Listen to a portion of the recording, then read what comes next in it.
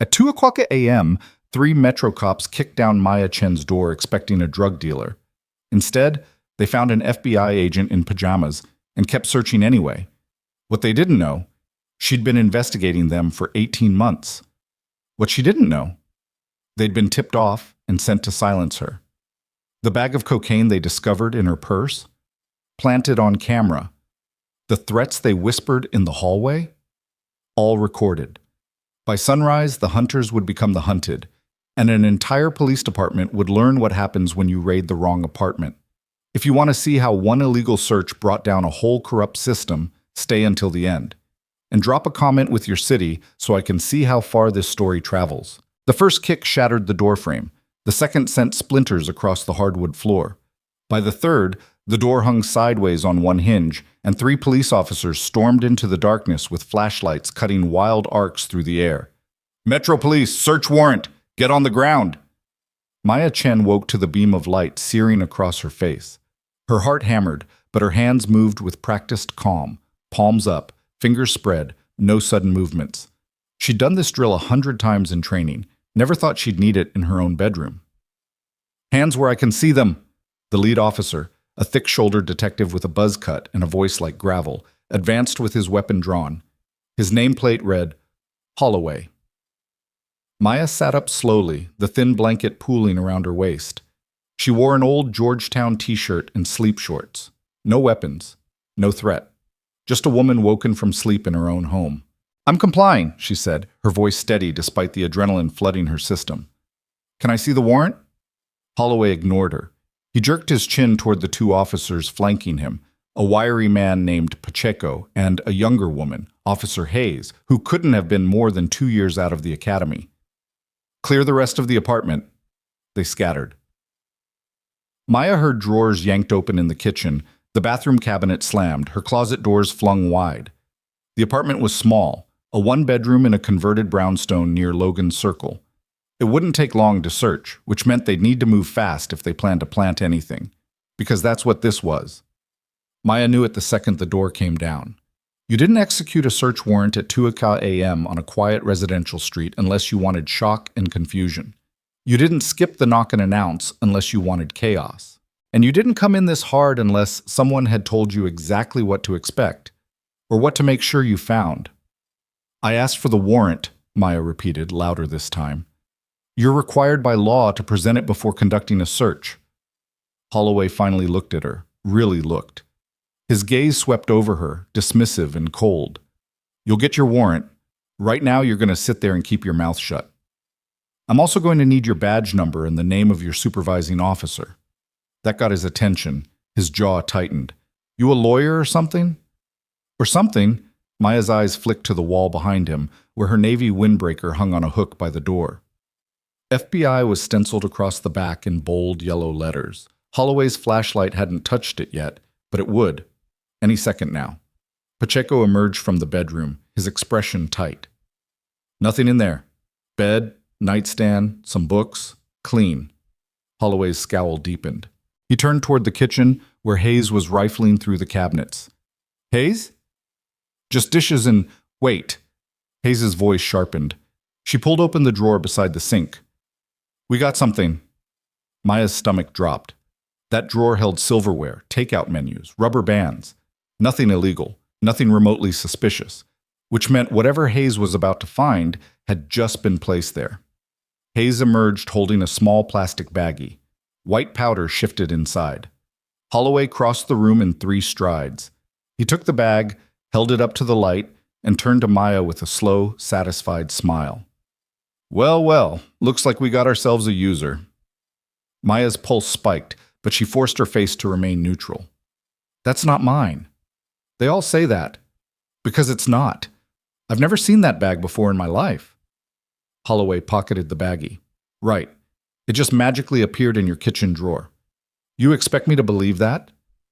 "I expect you to follow procedure, which starts with showing me the warrant you're supposedly executing." Holloway's eyes narrowed. He pulled a folded paper from his jacket and tossed it onto the couch beside Maya. She reached for it, hands still steady, and scanned the text. The warrant listed her address. It authorized a search for narcotics and evidence of drug trafficking. The signature at the bottom belonged to Judge Clarence Morton, a name Maya recognized from her case files. Morton had a reputation for rubber stamping warrants for Metro's narcotics unit without asking questions, but the warrant was dated yesterday, and the affidavit supporting it claimed a confidential informant had purchased cocaine from this address within the last 72 hours. Maya looked up. This warrant is based on false information. I don't sell drugs. I don't use drugs. And no informant has been to this apartment. Funny, Holloway said, because we just found coke in your kitchen. Which you planted.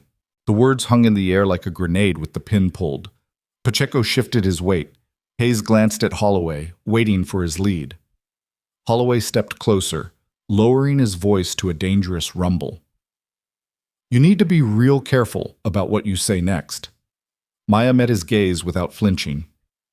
I need you to be real careful about what you do next. Because this search is illegal. That evidence is fabricated, and every move you make from this point forward is being documented. Holloway's face darkened. Documented by who? You? Maya tilted her head toward the smoke detector in the corner of the ceiling. By that. And that.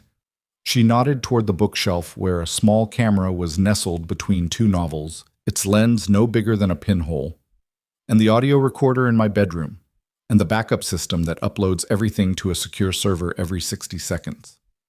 The silence that followed was thick enough to choke on. Pacheco's hand drifted toward his radio. Hayes went pale. Holloway stared at the smoke detector, then at the bookshelf, his mind clearly racing. You're bluffing. Test it, Maya said. Say something you'll regret. I'll make sure it plays in court. Holloway's hand twitched toward his weapon. For a heartbeat, Maya thought he might actually draw it, but then Pacheco stepped forward, his voice tight. Boss, maybe we should— Shut up! Holloway didn't look at him. His eyes stayed locked on Maya. Who the hell are you? Maya stood slowly, letting the blanket fall away. She walked to the hook by the door, plucked the FBI windbreaker from its hanger, and held it up so the letters caught the light. Holloway's face went slack. My name is Special Agent Maya Chen, she said, her voice calm and clear. I'm assigned to the Public Corruption Unit of the FBI's Washington Field Office. And for the last 18 months, I've been investigating allegations of evidence tampering, civil rights violations, and racketeering within the Metropolitan Police Department, specifically within your unit, Detective Holloway. Pacheco took a step back. Hayes looked like she might be sick. Holloway's jaw worked silently for a moment before he found his voice. You're lying. Am I? Maya pulled her credentials from the pocket of the windbreaker and flipped them open. Her photo stared back from the ID card beneath the unmistakable seal of the Federal Bureau of Investigation. I've been living in this apartment under light cover for 14 months. My real assignment is in Quantico, but I've been detailed here to run an investigation into your department. You want to call and verify? Be my guest. The number's on the card. Holloway didn't move. He looked like a man who'd just stepped on a landmine and realized it too late. Now, Maya continued, you have two choices. You can walk out of here right now before this gets worse. Or you can double down, arrest me on a false charge, and guarantee that every second of this night ends up in a federal indictment. Your call. For a moment, no one moved. The apartment was silent except for the hum of the refrigerator and the distant wail of a siren somewhere in the city. Then Holloway's face twisted into something ugly. You think a badge scares me? You're nobody. You're a Fed playing dress-up in my city, and right now you're under arrest for possession of a controlled substance. Maya's heart sank. She'd hoped he'd be smart enough to walk away, but she'd prepared for this too. Fine, she said. Then I'm invoking my right to remain silent. And I'm requesting that you preserve all body camera footage from this incident. I'm also requesting the names and badge numbers of every officer present. And I'm requesting immediate contact with the FBI's Office of Professional Responsibility. Holloway's smile was cold. You can request whatever you want. Right now, you're coming with us. He nodded to Pacheco, who moved behind Maya and pulled her arms back. The cuffs clicked into place, tight enough to bite. Maya didn't resist. She let them cuff her. Let them march her toward the door, let them shove her past the shattered frame and into the hallway. But she didn't stop talking.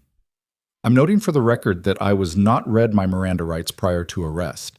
I'm noting that the baggie of suspected narcotics was introduced into my residence by Officer Hayes after the search began. I'm noting that Detective Holloway failed to present a warrant before initiating the search.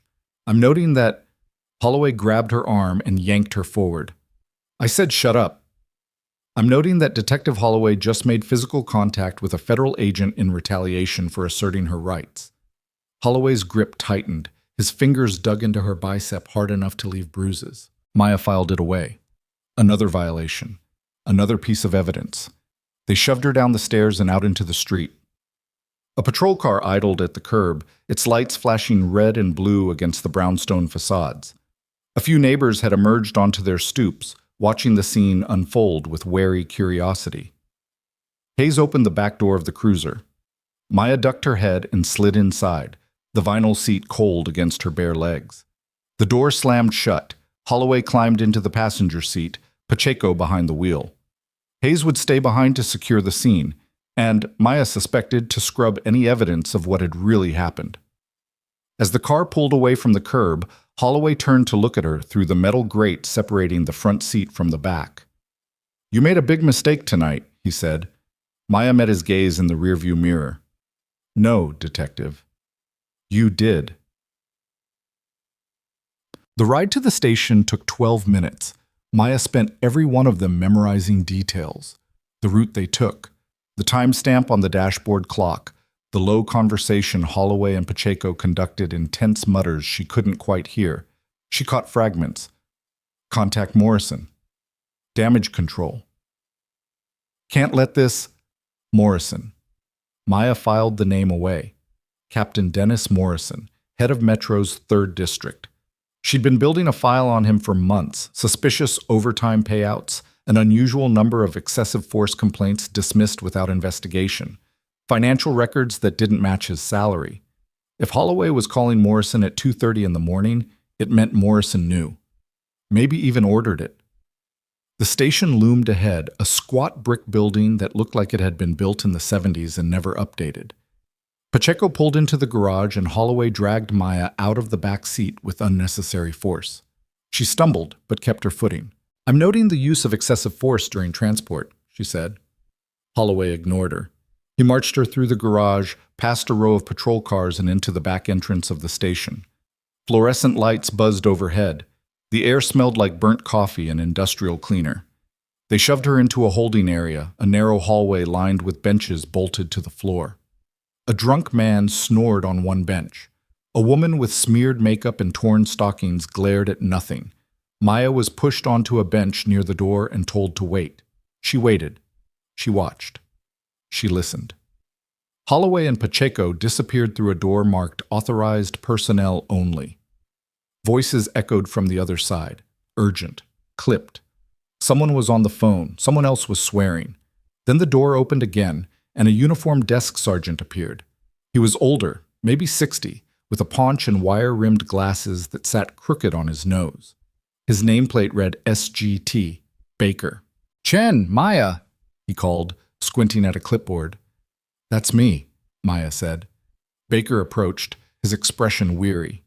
He looked like a man who'd processed 1,000 arrests and wanted to process 1,000 fewer.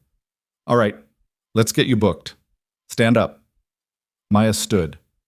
Baker led her to a desk, typed her name into a computer, and began the intake process. Name, address, date of birth, occupation. Maya answered each question truthfully. She didn't mention the FBI, not yet. She wanted to see how far this would go before someone upstairs realized the mistake. Baker typed slowly, hunting and pecking at the keyboard. Then his screen refreshed, and he froze. His eyes went wide. He leaned closer to the monitor, squinting through his glasses. Then he looked up at Maya, his face pale. "You're FBI?" "Yes." Baker's hands hovered over the keyboard. He glanced toward the door Holloway had disappeared through, then back at Maya. You're assigned to public corruption?" "Yes." Baker swore under his breath. He stood abruptly, nearly knocking his chair over. "Wait here." He disappeared through the door, moving faster than Maya would have thought possible for a man his age. She heard muffled shouts. A door slammed. Someone barked an order. Then silence. Maya waited. The drunk man snored on. The woman with smeared makeup lit a cigarette even though the no smoking sign was right above her head. 5 minutes passed. Then 10. Finally, the door opened again. This time, it wasn't Baker. It was a woman in plain clothes, late 30s, sharp-eyed, with dark hair pulled into a tight bun. Her badge was clipped to her belt. Detective, by the look of her. She stopped in front of Maya and studied her for a long moment. Agent Chen? Maya nodded. The woman exhaled slowly. I'm Detective Laura Simmons, Internal Affairs. I need you to come with me.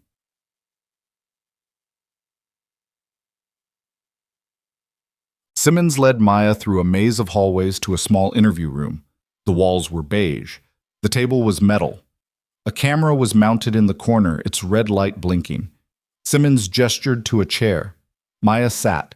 Simmons took the seat across from her and laced her fingers together on the table. Before we begin, Simmons said, I need to confirm a few things. You're Special Agent Maya Chen, assigned to the FBI's Public Corruption Unit? Correct. And you've been operating undercover in the Logan Circle area for approximately 18 months? Correct. Simmons nodded slowly. And you're alleging that Detective Holloway and his team executed an illegal search of your residence tonight and planted narcotics to frame you? I'm not alleging. I'm stating a fact. It's on video. Simmons' Yiki's eyebrows rose. You have video? Full surveillance system, hidden cameras, audio recording, cloud backup. Everything from the moment they kicked in my door to the moment they cuffed me is stored on a secure server. If you want access, you'll need to contact my supervising agent, but I can tell you right now what it shows. Simmons leaned back in her chair. All right, tell me. Maya took a breath. This was it. The moment where she either gained an ally or confirmed that the entire department was compromised. At approximately 2:07 a.m., 3 officers, Detective Holloway, Officer Pacheco, and Officer Hayes, forced entry into my apartment without announcing themselves or presenting a warrant. At 2:09, Hayes entered my kitchen and retrieved a baggie of white powder from her own pocket, which she then placed in my silverware drawer. At 2:10, she discovered the baggie and presented it to Holloway as evidence. At 2:12, I identified myself as a federal agent and requested that all body camera footage be preserved. Holloway ignored my request and placed me under arrest. During transport, he made physical contact with me in a manner consistent with retaliation. That's the short version. Simmons' face was unreadable. That's a serious accusation. It's a serious crime. You understand that if you're wrong, I'm not wrong. And if you want proof, pull the body cam footage from Hayes. She's the one who planted the evidence. If her camera was on, it'll show everything. Simmons didn't respond immediately. She drummed her fingers on the table, thinking. Then she stood. Wait here. She left the room. Maya sat alone with the blinking red light of the camera and the hum of the fluorescent bulbs. She closed her eyes, allowed herself one moment of doubt, one moment to wonder if she'd miscalculated, if she'd pushed too hard, if this would be the end of her career instead of the beginning of justice. Then she opened her eyes and straightened her shoulders. No, she'd done everything right. She'd followed procedure. She'd documented everything. And if they tried to bury this, she had backup. Her phone, confiscated during booking, had been uploading data to the Bureau's servers all night.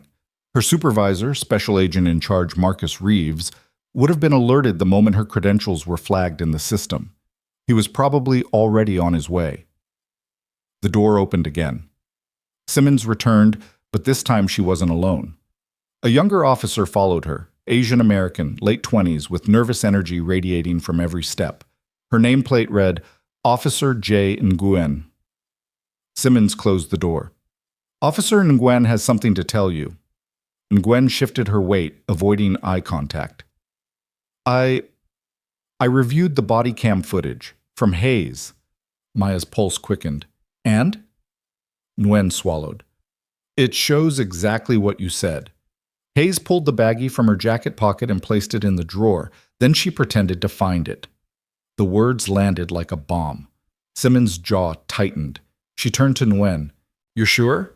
Positive. I've got the timestamp, 2:09:14 a.m. She's on camera the whole time. Simmons exhaled slowly. She looked at Maya. I'm going to need that footage sent to federal authorities immediately, and I'm going to need you to make a formal statement. Maya nodded. I'll do both. But first, I need you to understand something. This isn't just about tonight. This is part of a larger investigation into systemic corruption within this department.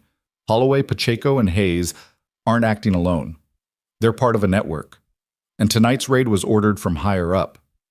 Simmons' expression darkened. How high?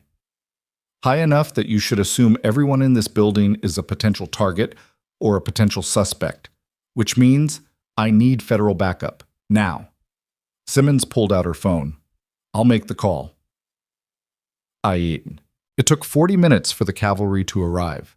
Maya spent that time in the interview room, giving her statement to Simmons while Nguyen stood guard outside the door. Simmons was thorough. Every detail, every timestamp, every name. Maya recited it all from memory, her training kicking in. When she finished, Simmons set down her pen. You know this is going to blow up the whole department. Good, Maya said.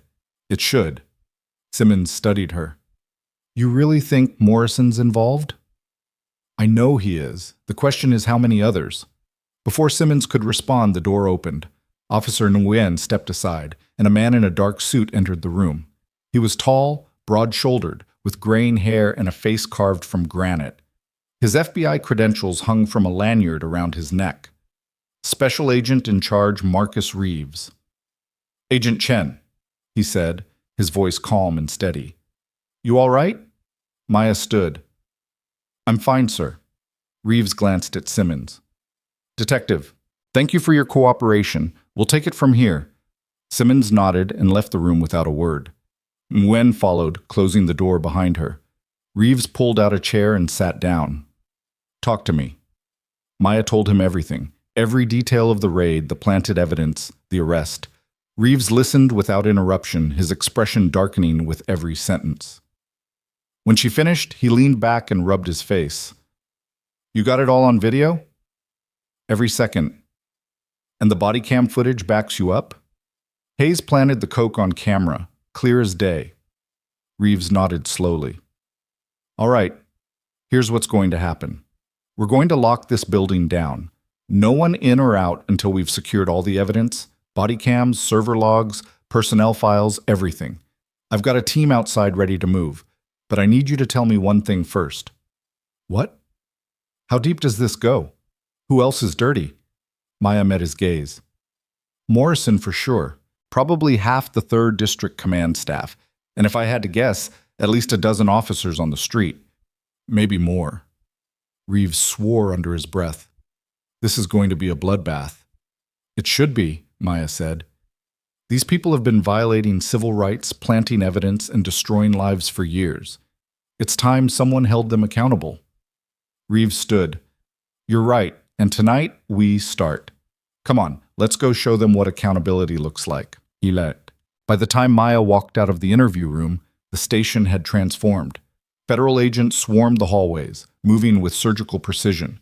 Computers were being seized, files were being boxed, officers were being separated and questioned one by one. Maya saw Holloway in handcuffs, his face purple with rage. Pacheco sat on a bench, head in his hands. Hayes was nowhere to be seen, probably already in federal custody. Captain Morrison stood in the center of the bullpen, flanked by 2 agents, his expression a mask of fury and disbelief. When he saw Maya, recognition flared in his eyes. You, he spat. You did this. Maya walked toward him, Reeves at her side. She stopped 3 feet away and met Morrison's glare without flinching. No, Captain, she said, you did this. You and every corrupt officer in this building. I just made sure the world found out. Morrison's jaw worked silently. He looked like he wanted to lunge at her, but the agents flanking him kept him in place. Reeves stepped forward. Captain Dennis Morrison, you're being detained for questioning in connection with a federal investigation into public corruption, civil rights violations, and obstruction of justice. You have the right to remain silent. Maya didn't wait to hear the rest. She turned and walked toward the exit, her bare feet silent on the tile floor. She was still in her pajamas, still bruised from the cuffs, still exhausted from the longest night of her life. But as she stepped out into the dawn, the first rays of sunlight breaking over the city, She felt something she hadn't felt in 18 months. Hope. Behind her, the station buzzed with chaos. Ahead of her, the real work was just beginning. Trials, testimony, justice. But for now, she stood on the steps of a corrupt police station and watched the sunrise. And she smiled. The smile faded as soon as Maya stepped back inside the FBI field office 3 hours later. The adrenaline that had carried her through the night drained away, leaving behind exhaustion that settled into her bones like lead. Reeves walked beside her through the secure corridors, past agents who glanced up from their desks with knowing looks. Word traveled fast in the bureau. "Conference room 3, Reeves said, his hand on her shoulder. "Medical's waiting, then we debrief." Maya nodded. Her wrists ached where the cuffs had bitten. Her shoulder throbbed where Holloway had grabbed her. She could still feel the cold vinyl of the patrol car seat against her bare legs, still smell the stale coffee and fear that permeated the station. But she kept walking, kept her spine straight, kept her face neutral. The medical examiner was a soft-spoken woman named Dr. Patel, who documented every bruise, every mark, every point of contact with clinical precision. Photographs? Measurements. Detailed notes that would become evidence. Maya stared at the wall and recited the events mechanically while Dr. Patel's camera clicked. "You're going to have significant bruising on your upper arm," Dr. Patel said, probing gently at Maya's bicep. "Finger-shaped, consistent with forceful restraint." "Add it to the file," Maya said. When Dr. Patel finally left, Maya changed into the spare clothes Reeves had brought from her real apartment, the one she maintained across town, the one that held her actual life instead of the carefully constructed fiction she'd lived in Logan Circle. Jeans, a Georgetown sweatshirt, running shoes. She felt more herself, but also unmoored, like she'd stepped out of one skin without fully growing into another. Reeves was waiting in the hallway with 2 cups of coffee. He handed her one without comment. They walked to the conference room where the rest of the team had already gathered. 6 agents sat around the long table, laptops open, case files spread like a paper sea. Maya knew them all, had worked with them for the last 18 months, coordinating from a distance, feeding them intelligence while maintaining her cover. Special Agent Kara Thompson, the team's tech specialist, looked up with relief when Maya entered. Agent Deshaun Williams, who'd handled surveillance, gave her a subtle nod. The others, Torres, Kim, Okonkwo, and the newest member, Agent Rachel Moss, all wore the same expression, grim satisfaction mixed with concern. "All right," Reeves said, closing the door. "Let's talk about what just happened and what happens next." Maya sank into a chair. They walked right into it. "They did more than that," Thompson said, spinning her laptop around. The screen showed body cam footage, Hayes in Maya's kitchen, her hand dipping into her jacket pocket, retrieving the small plastic baggie, glancing around quickly before slipping it into the silverware drawer. The timestamp glowed in the corner, 020914. "This is prosecutorial gold. She's on camera committing evidence tampering and false arrest. Holloway and Pacheco are accessories. And Morrison?" Thompson pulled up another file. "Morrison made 3 phone calls in the hour before the raid. 1 to Holloway, 1 to Judge Morton, 1 to a burner phone we haven't traced yet." Williams leaned forward. "We pulled Morrison's financials. He's got deposits that don't match his salary. $32,000 over 6 months, all structured to avoid reporting requirements. Small amounts, different accounts, but the pattern's clear." "Payoffs," Maya said. "Has to be. We're running down the sources now, but my money's on the same drug crews Holloway's been shaking down." Reeves folded his arms. "Here's the situation. We've got enough to charge Holloway, Pacheco, and Hayes with evidence tampering, false arrest, assault on a federal officer, and civil rights violations. Morrison's looking at conspiracy, obstruction, and corruption charges. But if we want the full network, everyone involved in this racket, we need to move fast before they lawyer up and scatter." "They're already scattering," Torres said. He was ex-DEA, built like a linebacker, with a voice that could carry across a football field. "We detained 8 officers at the station for questioning. 5 of them invoked immediately. The other 3 are talking, but they're not giving up much. Classic blue wall." Maya set down her coffee cup. "Then we break the wall. We have leverage now. Hayes on camera, Morrison's phone records, 18 months of documentation. Someone's going to crack. We just need to find the weakest link. Hayes, Moss said. She was the youngest on the team, fresh from Quantico but sharp as broken glass. She's only been with Metro for 3 years, least invested, least protected, and she looked terrified in that footage. If we offer her a deal, she might roll. But Reeves nodded slowly. Agreed. Thompson, start building the package for the prosecutor. I want everything on Hayes, background, personnel file, any complaints, any connections. We approach her before she's formally charged, offer cooperation in exchange for testimony. If she flips, she gives us Holloway. If Holloway flips, he gives us Morrison and everyone else. And if none of them flip? Kim asked. She was the team's legal expert, the one who made sure every search warrant, every subpoena, every piece of evidence would hold up in court. Then we bury them with what we have, Maya said. The video doesn't lie. The phone records don't lie. And I'll testify to every second of what happened in that apartment. Reeves looked at her carefully. You sure you're ready for that? Defense is going to come at you hard. They'll dig into your background, your cover, every decision you made in the last 18 months. They'll try to paint you as a rogue agent running an unauthorized op. Maya met his gaze without wavering. I'm ready. And it wasn't unauthorized. Every step was cleared through you and the Office of Professional Responsibility. We have the paper trail. Doesn't mean they won't try. Reeves sighed. All right. Here's the play. We spend today securing evidence and conducting interviews. Tomorrow, we present to the U.S. Attorney's Office and get charging decisions. By end of week, we start making arrests. Maya, you're off the street until this goes to trial. No field work. You'll coordinate from here and prep for testimony. Maya wanted to argue, wanted to be out there, watching the walls close in on the people who'd tried to destroy her. But she knew Reeves was right.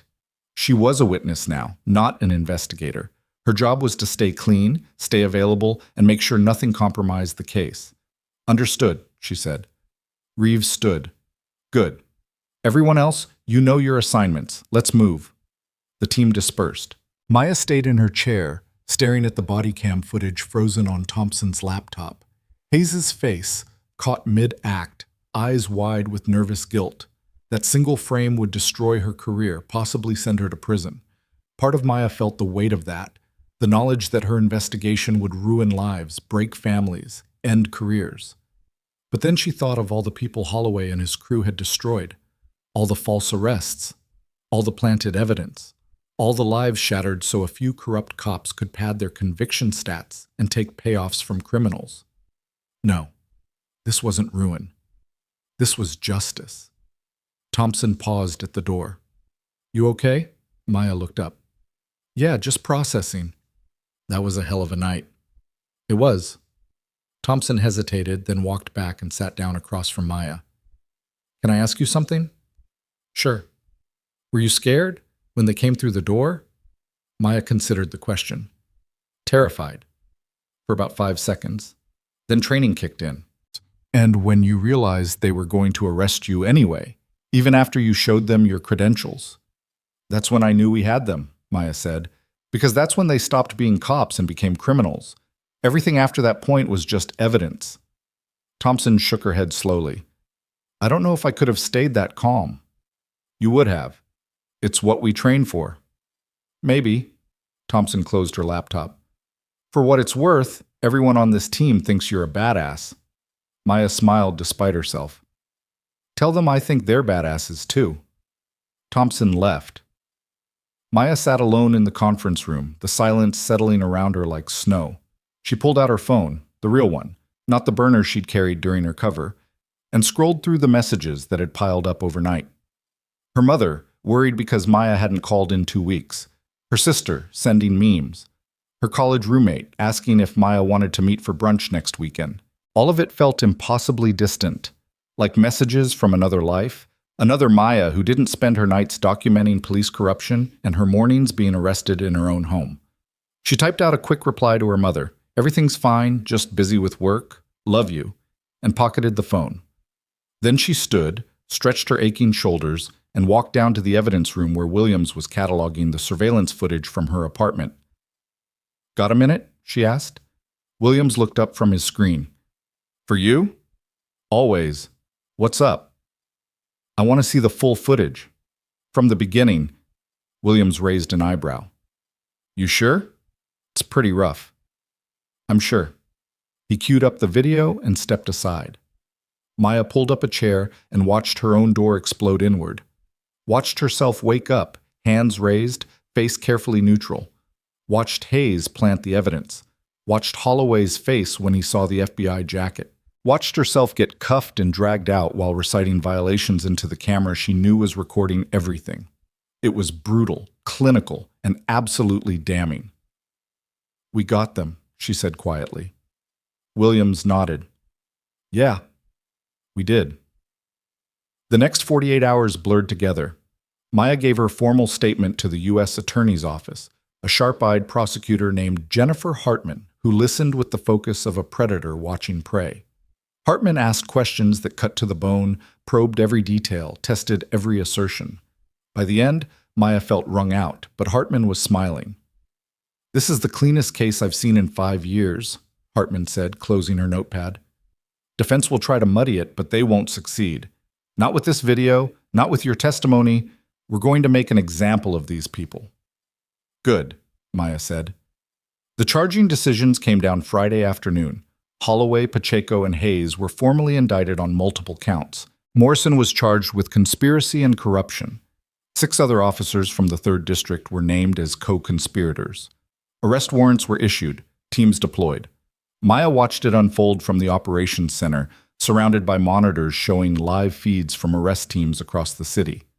One by one, the targets were taken into custody. Holloway, dragged out of his house in handcuffs while his wife screamed on the lawn. Pacheco, arrested at his kid's soccer game, the other parent staring in shock. Hayes, who broke down sobbing in her apartment before the agents even finished reading her rights. Morrison was last. The team hit his house at dawn, same as he'd authorized for Maya's apartment. Poetic justice. He came out in his bathrobe, face gray, hands trembling. They put him in the back of an SUV and drove him downtown while news helicopters circled overhead. By noon, the story had broken. Every major outlet ran it. Corruption scandal, FBI sting, dramatic arrests. Maya's name wasn't mentioned in the initial reports, protected by federal guidelines, but the details were clear enough. An undercover agent, a staged raid, evidence caught on camera. Her phone exploded with messages, colleagues offering support, law enforcement friends asking if she was the agent involved, reporters sniffing around trying to confirm identities. Maya ignored them all. She sat in the operations center with Reeves and watched the press conference where the U.S. attorney announced the charges. Today represents a dark day for law enforcement, Hartman said from behind a podium bristling with microphones. But it also represents our commitment to accountability. No one is above the law. Not these officers, not their supervisors, no one. And we will prosecute this case to the fullest extent. A reporter shouted a question. Is it true the FBI planted an undercover agent in this district? Hartman's expression didn't change. I can't comment on investigative techniques. What I can tell you is that we have overwhelming evidence of systemic corruption, and we will ensure justice is served. More questions. More deflections. The press conference ended, but the feeding frenzy was just beginning. Maya knew what came next. Months of pretrial motions, discovery battles, media scrutiny. The defense would try everything to discredit her, to suppress the video, to paint the whole operation as entrapment or an FBI overreach. Let them try. She'd done everything by the book, and the book would hold. 3 weeks later, Maya sat in a different conference room, this one in the U.S. Attorney's Office, preparing for the preliminary hearing. Hartman had assembled a trial team, 2 assistant prosecutors, a paralegal, and an investigator who'd been tracking Metro's corruption for years. They walked Maya through her testimony again, anticipating every attack the defense might launch. They're going to argue you entrapped them, Hartman said, that you manufactured the scenario to force them into illegal conduct. I lived in that apartment for 14 months, Maya replied. I never invited police contact. I never committed any crime. I was a law-abiding resident who happened to be documenting their pattern of misconduct. When they raided my home, they did it based on false information and illegal tactics they'd used dozens of times before. I didn't create that pattern. I just recorded it. Good. Stick to that. Hartman made a note. They'll also go after your credibility, your cover story, any inconsistencies between your undercover identity and your real background. There are no inconsistencies. The cover was light, my own name, my own background, just a different employer and a different apartment. Everything else was real. What about relationships? Did you form any personal connections during the operation that could be used against you? Maya shook her head. I kept interactions minimal. Neighbors knew me as a quiet professional who traveled for work. I didn't date, didn't socialize beyond basic pleasantries. The only people who had regular access to my apartment were the landlord for maintenance, and those visits were always scheduled and documented. Perfect. Hartman leaned back. One more thing. Hayes' attorney reached out. She wants a deal. Maya's pulse quickened. What's she offering? Everything. Full cooperation. Testimony against Holloway, Morrison, and the others.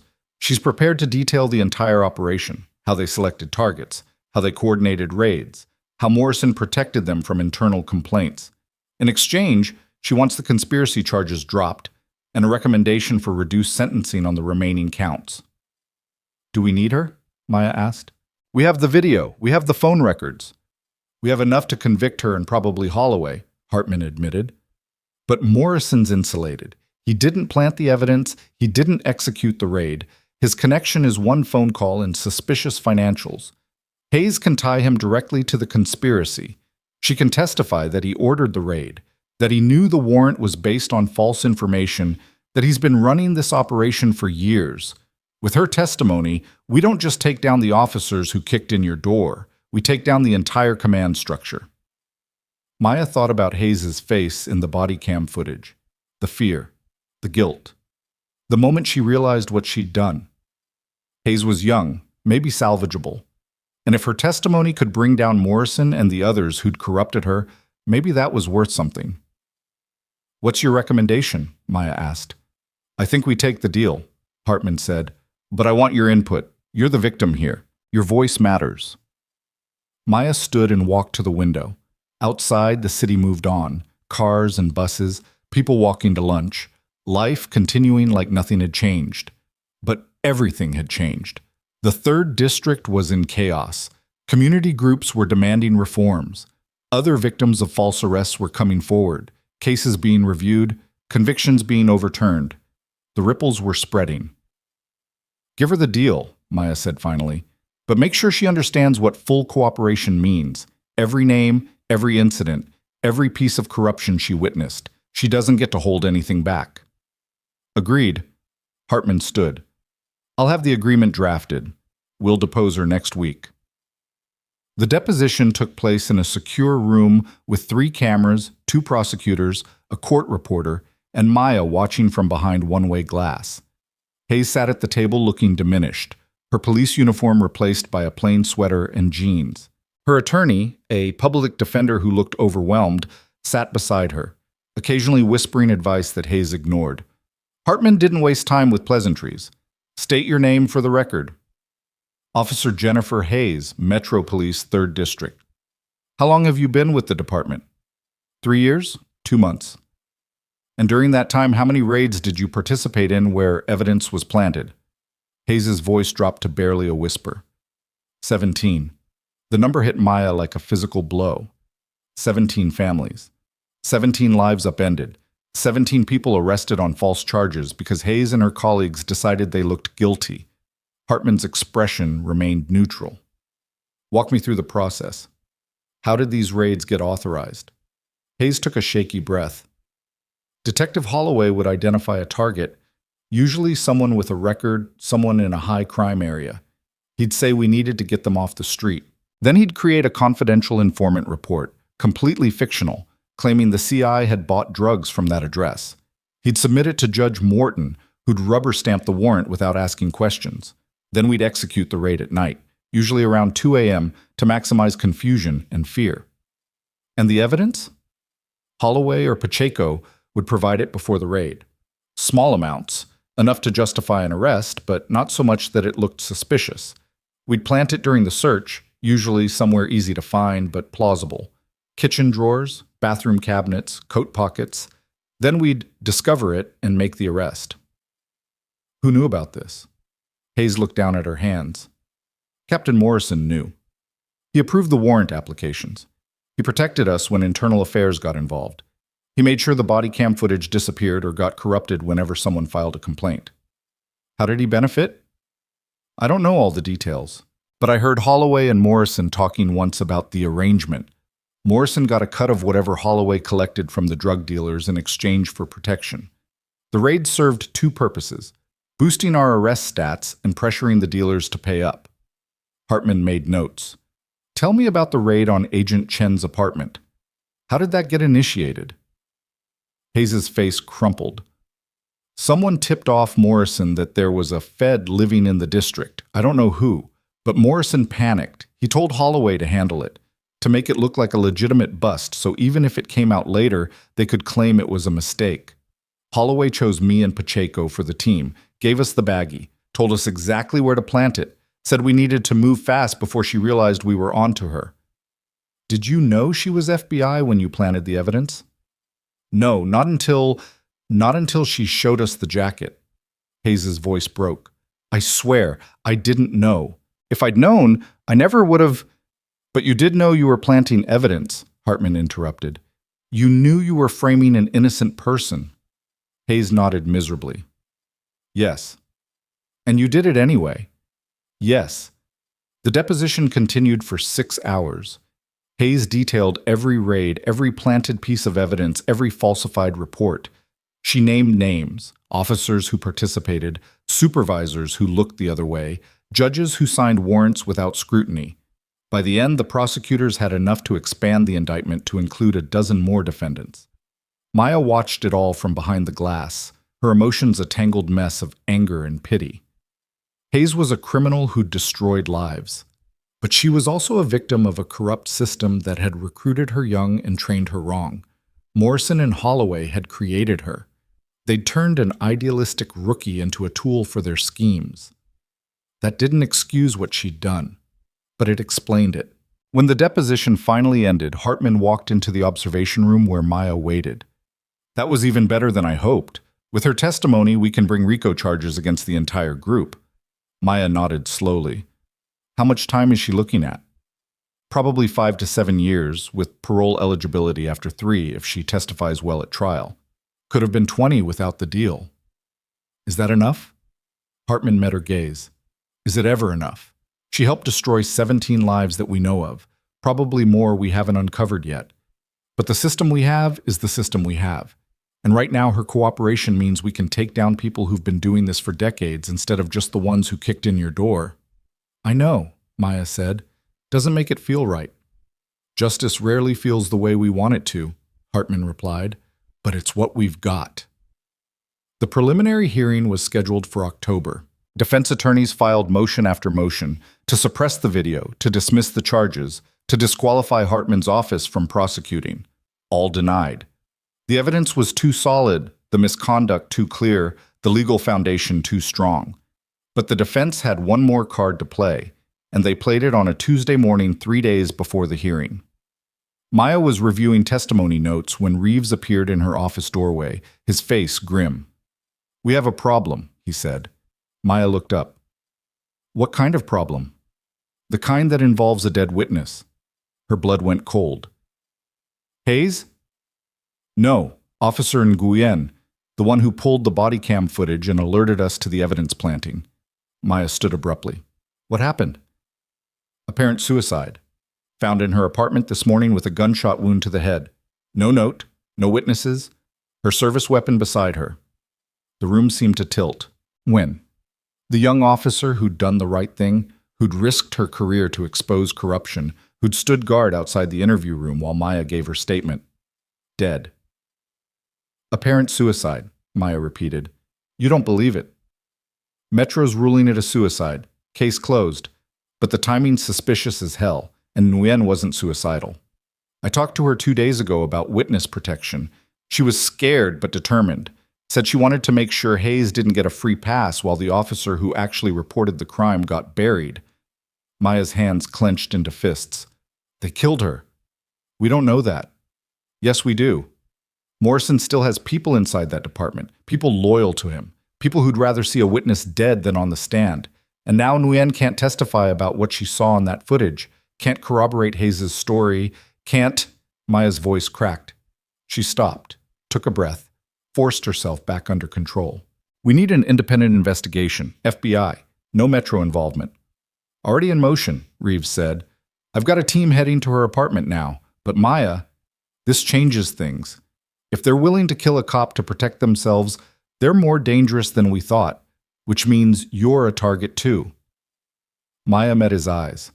I've been a target since the moment I started this investigation. That doesn't change anything. It changes everything. You're going into protective custody until trial. No, that's not a request. I'm not hiding, Marcus. They want me scared. They want me to back down.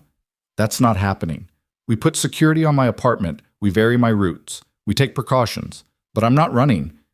Reeves studied her for a long moment. Then he sighed. You're the most stubborn agent I've ever worked with. You say that like it's a bad thing. Sometimes it is. He pulled out his phone. But all right, protective detail starts today. You don't go anywhere without 2 agents. You don't deviate from approved routes. And if anything feels wrong, you call me immediately. Deal. Nguyen's death cast a shadow over everything that followed. The preliminary hearing proceeded, but the atmosphere was charged with unspoken fear. Hayes testified behind a screen, her voice shaking, her eyes darting to every corner of the courtroom, like she expected an assassin to emerge from the shadows. The defense tried to shake her story, but she held firm, reciting the details of the conspiracy with mechanical precision. Holloway sat at the defense table with his attorney, his face an unreadable mask. When Hartman presented the body cam footage on the courtroom monitors, his jaw tightened, but he said nothing.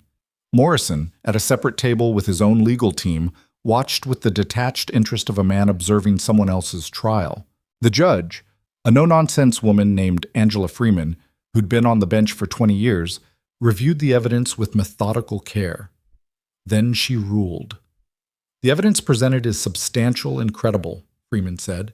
The defendants are bound over for trial on all counts. Bail is set at $500,000 for Detective Holloway and Officer Pacheco, $1 million for Captain Morrison. Trial date is set for January 15th. Morrison's attorney stood immediately. Your Honor, that bail is excessive. My client is a decorated officer with deep community ties. He poses no flight risk. Freeman looked at him over her reading glasses. Your client is accused of running a criminal conspiracy that resulted in at least 17 false arrests and potentially contributed to the death of a police officer. The bail stands. Morrison's face went white. His attorney tried to argue further, but Freeman gavelled him silent. As the defendants were led out of the courtroom, Maya caught Morrison's eye. He stared at her with undisguised hatred, mouthing words she couldn't hear but could easily interpret. This isn't over. She stared back, unflinching, until the bailiff pulled him away. Outside the courthouse, reporters swarmed. Hartman gave a brief statement while Maya stood behind her, flanked by her protective detail. Questions flew. Was this connected to Nguyen's death? How many other cases were under review? Would there be more arrests? Hartman deflected them all with practiced ease. But as they walked to the waiting SUV, she leaned close to Maya and whispered, "Stay sharp. They're circling." Maya climbed into the vehicle, her 2-agent detail sliding in beside her. As they pulled away from the courthouse, she watched Morrison's attorney talking urgently into his phone on the courthouse steps, his face animated with anger. The war wasn't over. It had barely begun. But Maya had faced down 3 corrupt cops in her own apartment at 2 a.m. and walked out with the evidence that would destroy them. Whatever came next, she'd face it the same way, with her eyes open, her recorder running, and her faith in justice intact.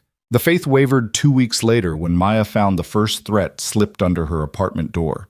She'd just returned from a morning run with her protective detail, agents Mike Cordero and Lisa Chen, both experienced, both armed, both maintaining the kind of hypervigilance that made Maya feel simultaneously safer and more paranoid. Cordero had swept the hallway while Chen stayed with Maya at the elevator. Standard protocol, nothing out of place. But when Maya unlocked her door, the white envelope was there on the hardwood floor, stark against the dark wood grain. Cordero's hand went to his weapon. "Don't touch it." Maya stepped back while he photographed it from multiple angles, then used a pen to flip it over. No postmark, no return address, just her name written in block letters with black marker. Chen pulled on latex gloves and carefully opened the envelope. Inside was a single photograph, and when she held it up, Maya's stomach dropped. It was a picture of her sister, Rebecca, taken outside her dental practice in Baltimore. The photo was recent. Rebecca wore the new winter coat Maya had helped her pick out last month. Someone had drawn a red X over her face. "We need to move on this now," Cordero said, already on his phone. "I'm calling Reeves." Maya couldn't look away from the photograph. Rebecca had nothing to do with this case, nothing to do with law enforcement at all. She was a dentist, a mother of two, someone whose biggest stress was managing a busy practice and getting her kids to soccer practice on time. And now she was in danger because Maya had decided to do her job. Chen's hand on her shoulder pulled her back to the present. "We're going to protect her. I promise you, we're going to protect your whole family." Within an hour, Rebecca was in protective custody along with her husband and children. Her practice was closed temporarily. A cover story about a family emergency circulated among patients and staff. Maya's mother, a retired librarian living in suburban Virginia, was moved to a safe house with round-the-clock security. Every family member, every close friend, every person who might be used as leverage was contacted and secured.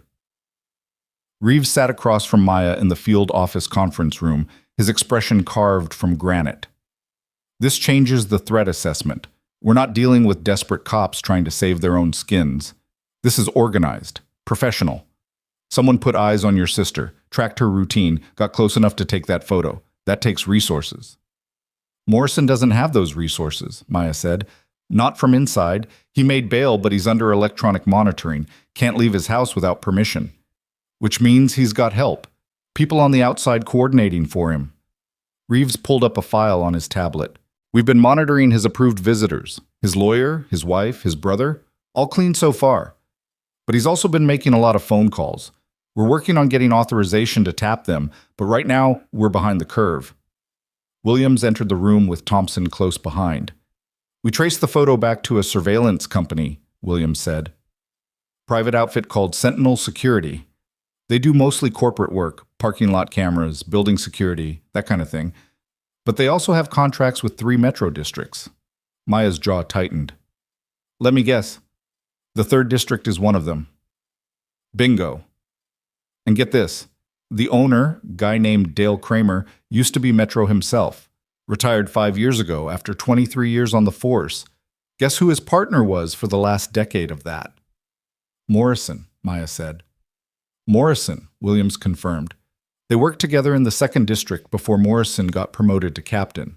Stayed close after Kramer retired. We've got photos of them at retirement parties, police union events, that kind of thing." Thompson set her laptop on the table and turned it so everyone could see. "Kramer's company has access to thousands of cameras across the city. Legitimate access. If he wanted to track someone, he could do it through his own surveillance network without raising any flags. And here's the kicker. One of his cameras is mounted across the street from Rebecca Chen's dental practice." The pieces fell into place with sickening clarity. Morrison, desperate to stop the trial, had called in a favor from his old partner. Kramer had used his surveillance network to identify Maya's vulnerabilities. The photograph was just the opening move, a demonstration that they could reach anyone, anytime, anywhere. "We bring Kramer in," Maya said. Reeves shook his head. "Not yet. If we move on him now, we tip our hand. He lawyers up, destroys evidence, and we lose the chance to see where this goes. Right now they think the threat worked. Let's use that." "You want to bait them," Maya said. "I want to control the situation. Your family's safe. You're protected. We monitor Kramer, we monitor Morrison, and we wait for them to make their next move. When they do, we're ready." Maya wanted to argue, wanted to demand immediate action, wanted to do something other than wait while threats circled her family like sharks. But she knew Reeves was right. Panic was what they wanted, rash decisions, mistakes that would compromise the case. "Fine," she said, "we wait. But I want eyes on Kramer 24/7, and I want surveillance on every person who's visited Morrison since he made bail." "Already in motion," Reeves assured her. "Thompson's team is setting up now." The waiting was agony. Maya threw herself into trial preparation, spending 12-hour days with Hartman's team, reviewing evidence, rehearsing testimony, anticipating defense strategies. But her mind kept circling back to the photograph, to the red X drawn over her sister's face, to the silent promise of violence hanging over everyone she loved. Rebecca called every night from the safe house, her voice tight with forced cheerfulness as she talked about how the kids were handling it, treating it like an adventure, excited by the special hotel with guards and room service. But Maya could hear the fear underneath, the questions Rebecca wouldn't ask because she knew Maya couldn't answer them. When would this end? Were they really safe? What happened if the people threatening them got through? "I'm sorry," Maya said during one of these calls, the words inadequate but necessary. "I'm so sorry you're going through this because of me." "Don't," Rebecca said sharply. "Don't you dare apologize for doing your job. You think I don't understand what this case is about? I watch the news, Maya. I see the stories about people who were arrested on false charges, who had their lives destroyed by cops who were supposed to protect them. If you can stop that, if you can make those people face justice, then whatever we're dealing with now is worth it." Maya closed her eyes, fighting back tears. "That's easy to say when you're not the one in danger." "I'm not the one in danger because you put me in protective custody. You did everything right. So stop beating yourself up and focus on putting these bastards in prison where they belong." The call ended, but the guilt remained. It sat in Maya's chest like a stone, heavy and cold, a constant reminder that justice always came with a price.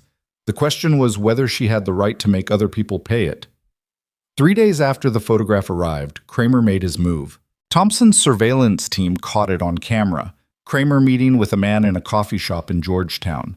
The man was late 30s, muscular build, with a kind of hyper-aware posture that screamed military or law enforcement training.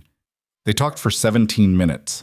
No physical exchange, no documents passed, but their body language was clear. This wasn't a casual conversation. This was business. Thompson ran the man's face through facial recognition and got a hit within minutes. His name was Viktor Sokolov, and his record was a prosecutor's nightmare. 3 arrests for assault, all charges dropped when witnesses recanted. 2 arrests for illegal weapons possession, both dismissed on technicalities. Suspected ties to organized crime, but nothing that ever stuck. Currently employed as security consultant for a firm that was widely believed to be a front for money laundering. "This is our guy," Williams said, studying Sokolov's file. "Professional muscle, the kind of person you hire when you need something done and you don't want it traced back to you." Maya stared at Sokolov's photograph, cold eyes, impassive expression, the face of a man who'd done terrible things and lost sleep over none of them. What did Kramer hire him to do? That's the question. Reeves leaned back in his chair. Could be surveillance, could be intimidation, could be assassination, Maya finished. They tried threats. When that didn't work, they escalated. The word hung in the air like a curse. Everyone in the room knew Maya was right. Morrison and his crew had already proven they were willing to kill to protect themselves. Nguyen's suicide made that clear. Hiring Sokolov to take out the star witness was the logical next step. "We pick him up," Cordero said. "Bring him in on suspicion, search his place, his car, his associates. Something will break." "On what grounds?" Hartman had joined the meeting via video conference, her face filling one of the monitors on the wall. Having coffee with Kramer isn't a crime. Being a suspected criminal isn't a crime. We need probable cause, and we don't have it. Not yet. "So what do we do?" Maya asked. "Wait for him to make an attempt on my life?" "No," Hartman said. "We set a trap. We let them think they have an opportunity, and we control every variable. Maya becomes bait." The room erupted in protests.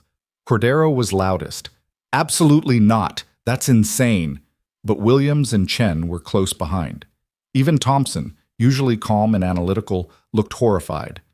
Reeves raised a hand for silence. "Explain." Hartman's expression was grave but determined. "We announced that Maya needs to retrieve something from her old apartment in Logan Circle. Important documents for the trial, let's say. We leak it through channels we know Morrison monitors. We make it look like a quick in and out, minimal security, vulnerable window. Then we fill the place with federal agents and wait for Sokolov to walk into the trap. You're talking about using a federal agent as bait for a contract killer, Cordero said flatly. That's not a plan. That's suicide with extra steps. It's a calculated risk, Hartman countered, and it's the only way to catch Sokolov in the act, get him to flip on Kramer, and tie the whole conspiracy back to Morrison. Without that connection, Morrison walks. His lawyers argue he had nothing to do with the threats, nothing to do with Sokolov, nothing to do with any of it. He's just a cop who made some bad decisions but didn't actually order anyone killed. And a jury might believe that. Maya felt everyone's eyes turn to her. This was her call, her life on the line, her choice whether to trust the plan or refuse and watch the case potentially crumble. She thought about Nguyen, dead in her apartment with a bullet in her head. She thought about the 17 people Hayes had testified about, arrested on false charges, their lives derailed by corruption. She thought about all the future victims if Morrison and his crew weren't stopped completely, if they were given any chance to rebuild their network. "I'll do it," she said. Chaos erupted again. Cordero started listing all the ways the plan could go wrong. Williams demanded backup protocols. Chen insisted on body armor and a panic button. Reeves held up his hand again. "Maya," he said quietly, and the room fell silent. "You don't have to do this. We can find another way." "No," Maya said. "We can't. Hartman's right. This is the only way to tie Morrison to the conspiracy. And if I'm not willing to take risks to see this through, then what was the point of any of it? What was the point of the last 18 months? What was the point of that raid or Nguyen's death or my family in protective custody? Either we finish this or we let them win." Reeves studied her for a long moment. Then he nodded. "All right, but we do this my way. Full tactical team, snipers on every rooftop, surveillance in every room, and you wear body armor under your clothes, no exceptions." Agreed. The next 48 hours were a blur of planning. The tactical team mapped every angle of approach to Maya's old apartment building. Snipers were positioned on 3 surrounding rooftops with clear sight lines to all entrances. Plainclothes agents were stationed in the building disguised as residents. Surveillance cameras were installed in hallways, stairwells, and the apartment itself, all feeding to a mobile command center parked 2 blocks away. Maya memorized the plan until she could recite it in her sleep. She'd enter through the front door at exactly 2:00 p.m., the same time the original raid had occurred, a detail they hoped would appeal to Morrison's sense of irony. She'd go to her apartment, spend 15 minutes inside making noise and moving around to confirm she was alone, then exit through the back. Simple. Controlled. Safe. Except nothing involving a professional killer was ever truly safe. The leak was planted through a junior prosecutor in Hartman's office, who'd been carefully selected for his tendency to gossip with defense attorneys. Within 6 hours, the information had spread. Maya Chen needed documents from her old apartment. She'd be there Tuesday afternoon. Minimal security because the Bureau didn't want to draw attention to the location. Thompson's team monitored Morrison's phone calls. 3 hours after the leak, he received a call from an unknown number. The conversation was brief and cryptic, but the timing was damning. By midnight, surveillance on Kramer showed him meeting with Sokolov again, this time in a parking garage where they thought they couldn't be watched. They were wrong. Long-range microphones caught fragments of the conversation. Tuesday afternoon, minimum exposure, clean exit. Half now, half after. Williams played the recording for the team. That's conspiracy to commit murder, clear as day. Once Sokolov makes his move, we've got him. And once we've got him, we flip him on Kramer. And Kramer gives us Morrison. "If Sokolov talks," Maya said. "He'll talk," Hartman said with certainty. His type always does when they're facing life without parole. He's a professional. He'll make the calculation, years in prison versus giving up his employer. He'll choose the years. Tuesday arrived cold and gray, the kind of October day that promised winter was coming. Maya dressed carefully, jeans, a sweater, a jacket that concealed the body armor underneath. The armor was lightweight but comprehensive, covering her torso and back. It felt like wearing anxiety, heavy and restrictive, a constant reminder that someone might actually try to kill her today. Cordero and Chen picked her up at 1:00 p.m. The drive to Logan Circle was silent. Maya stared out the window at the city passing by. People going about their lives, completely unaware that a federal operation was unfolding around them. A mother pushing a stroller, a businessman shouting into his phone, a teenager on a skateboard. Normal life, continuing while Maya prepared to walk into a trap. Radio check, Reeves's voice crackled in her earpiece. All units confirm. One by one, the team checked in. Snipers, tactical agents, surveillance, mobile command. Everyone in position. Everyone ready. Primary, confirm, Reeves said. Maya touched the microphone hidden in her collar. Primary confirms. I'm ready. Remember, Reeves said, and she could hear the concern beneath his professional tone. Any sign of trouble, you abort. We're not here to be heroes. We're here to catch a criminal. Understood. At 1:55 p.m., Cordero pulled up to the curb outside her old building.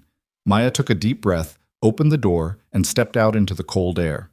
Chen walked her to the building entrance, playing the role of concerned colleague, then peeled off to take a position in the coffee shop across the street.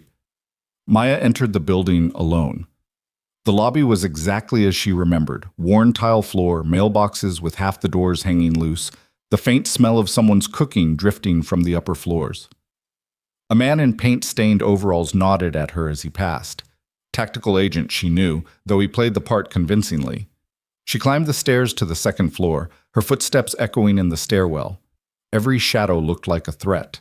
Every sound made her pulse spike. She forced herself to breathe slowly, to maintain the appearance of casual confidence even though her hands were shaking.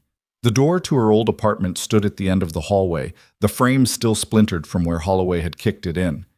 The landlord had installed a new door, but hadn't bothered to repair the frame. Budget cuts, probably. Maya pulled out her key. She'd kept it somehow, a souvenir of the night everything changed, and unlocked the door. The apartment was exactly as she'd left it. Furniture still in place, FBI jacket still hanging on the hook. The only difference was the dust coating every surface and the surveillance cameras hidden in the ceiling fixtures. I'm inside, she murmured. Copy, Reeves replied.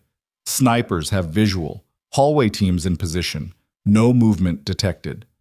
Maya walked through the apartment, making enough noise to be convincing. She opened drawers, shuffled papers, made it look like she was searching for something. Through the window, she could see the rooftop across the street, where she knew a sniper was positioned. She couldn't see him, but knowing he was there helped. 15 minutes passed, then 20. Maya was starting to think Sokolov wasn't coming, that the plan had failed, when Reeves's voice crackled urgently in her ear. We have movement. Male. Matches Sokolov's description, entering the building through the basement access. Tactical teams, stand by. Primary. Continue your activity. Act natural. Maya's heart hammered. She moved to the bookshelf and pretended to search through the books, her back to the door. In her peripheral vision, she watched the doorknob, waiting, listening. Footsteps in the hallway. Soft, careful, professional. The doorknob turned slowly. The door eased open. Maya kept her eyes on the bookshelf, every muscle in her body coiled tight. A voice, low and accented. Special Agent Chen. Maya turned. Sokolov stood in the doorway, his right hand hidden inside his jacket. He was exactly as his photograph suggested, cold eyes, blank expression, the demeanor of a man about to do a job. Can I help you? Maya asked, forcing her voice to stay steady. I think you know why I'm here. I'm afraid I don't. Sokolov stepped into the apartment and closed the door behind him. His hand stayed inside his jacket. Captain Morrison sends his regards. He wanted me to deliver a message. Which is? That some cases aren't worth pursuing. That sometimes the cost is too high. That you should consider your family's safety before you take the stand. Maya's jaw tightened. Is that a threat? It's friendly advice. Sokolov's hand shifted inside his jacket. But if advice isn't enough, I can be more persuasive. Move your hand where I can see it, Maya said. Sokolov smiled. Or what? You'll arrest me? You're alone. Minimal security, remember? That was the information we received. The information you received was bait, Maya said, and you took it. Sokolov's smile faltered. His eyes flicked toward the window, toward the door, calculating. You're bluffing. Am I? Look at the smoke detector in the corner. See the lens? That's a camera. One of 6 in this apartment. And right now there are federal agents in every room of this building, snipers on 3 rooftops, and a tactical team in the stairwell waiting for my signal. So I'll ask you again, move your hand where I can see it. For a long moment, Sokolov didn't move. Maya could see the calculation happening behind his eyes. Fight, flight, or surrender. Then his hand emerged from his jacket, empty, palms up. Smart choice, Maya said. She touched her microphone. Suspect is compliant. Move in. The apartment door exploded inward. Tactical agents swarmed in, weapons drawn, shouting commands. Sokolov was on the ground in seconds, cuffed and searched. They found a pistol with a suppressor in his jacket, a knife strapped to his ankle, and a burner phone in his pocket. Reeves entered last, surveying the scene with grim satisfaction. Viktor Sokolov, you're under arrest for conspiracy to commit murder, attempted intimidation of a federal witness, and weapons charges. You have the right to remain silent. Maya stepped back, letting the team work. Her hands were still shaking from the adrenaline dump, but relief flooded through her. They'd done it. Sokolov was in custody. The connection to Morrison was established. The trap had worked. Cordero appeared at her elbow. You okay? Yeah, Maya said. I'm okay. That was either the bravest thing I've ever seen or the craziest. Haven't decided which. Can it be both? Cordero laughed despite himself. Yeah, I guess it can. They transported Sokolov to a federal holding facility, keeping him separated from the metro system entirely. No friendly guards, no opportunities for Morrison's people to reach him. He was placed in an interview room and left to contemplate his options while Hartman assembled her prosecution team. Maya watched through one-way glass as Sokolov sat motionless at the metal table, his face revealing nothing. This was a man who'd spent his life on the wrong side of the law. He knew how the game worked. He knew that talking meant life in prison instead of execution. The question was whether his fear of prison outweighed his fear of the people who'd hired him. Hartman entered the interview room with Williams at her side. She sat down across from Sokolov and placed a thick file on the table between them. Mr. Sokolov, she said, I'm Assistant U.S. Attorney Jennifer Hartman. This is Special Agent Deshaun Williams. We'd like to talk to you about your employment arrangement with Dale Kramer and Captain Dennis Morrison. Sokolov said nothing. Let me lay out what we have, Hartman continued. We have surveillance footage of you meeting with Kramer twice in the last week. We have audio recordings of those conversations discussing Tuesday afternoon, minimum exposure, and payment. We have you entering Agent Chen's apartment with a suppressed weapon and making explicit threats. That's conspiracy to commit murder, attempted murder, and intimidation of a federal witness. You're looking at life without parole, possibly the death penalty if we can prove this was a murder for hire. Still nothing. Sokolov's eyes remained fixed on a point somewhere past Hartman's shoulder. But, Hartman said, letting the word hang, you have one opportunity to change that outcome. Full cooperation. Everything you know about Kramer, Morrison, and anyone else involved in this conspiracy. You do that, we talk about a deal. 25 years instead of life. Parole eligibility. A future beyond prison walls. Sokolov's eyes flicked to meet hers. And if I don't? Then you spend the rest of your life in a maximum security facility. And Morrison walks free because we can't prove he ordered the hit. Your choice. Silence stretched between them. Maya held her breath, watching Sokolov's face for any sign of which way he'd break. This was the moment everything hinged on. If he talked, they had Morrison. If he didn't, the case got exponentially harder. Finally, Sokolov leaned back in his chair.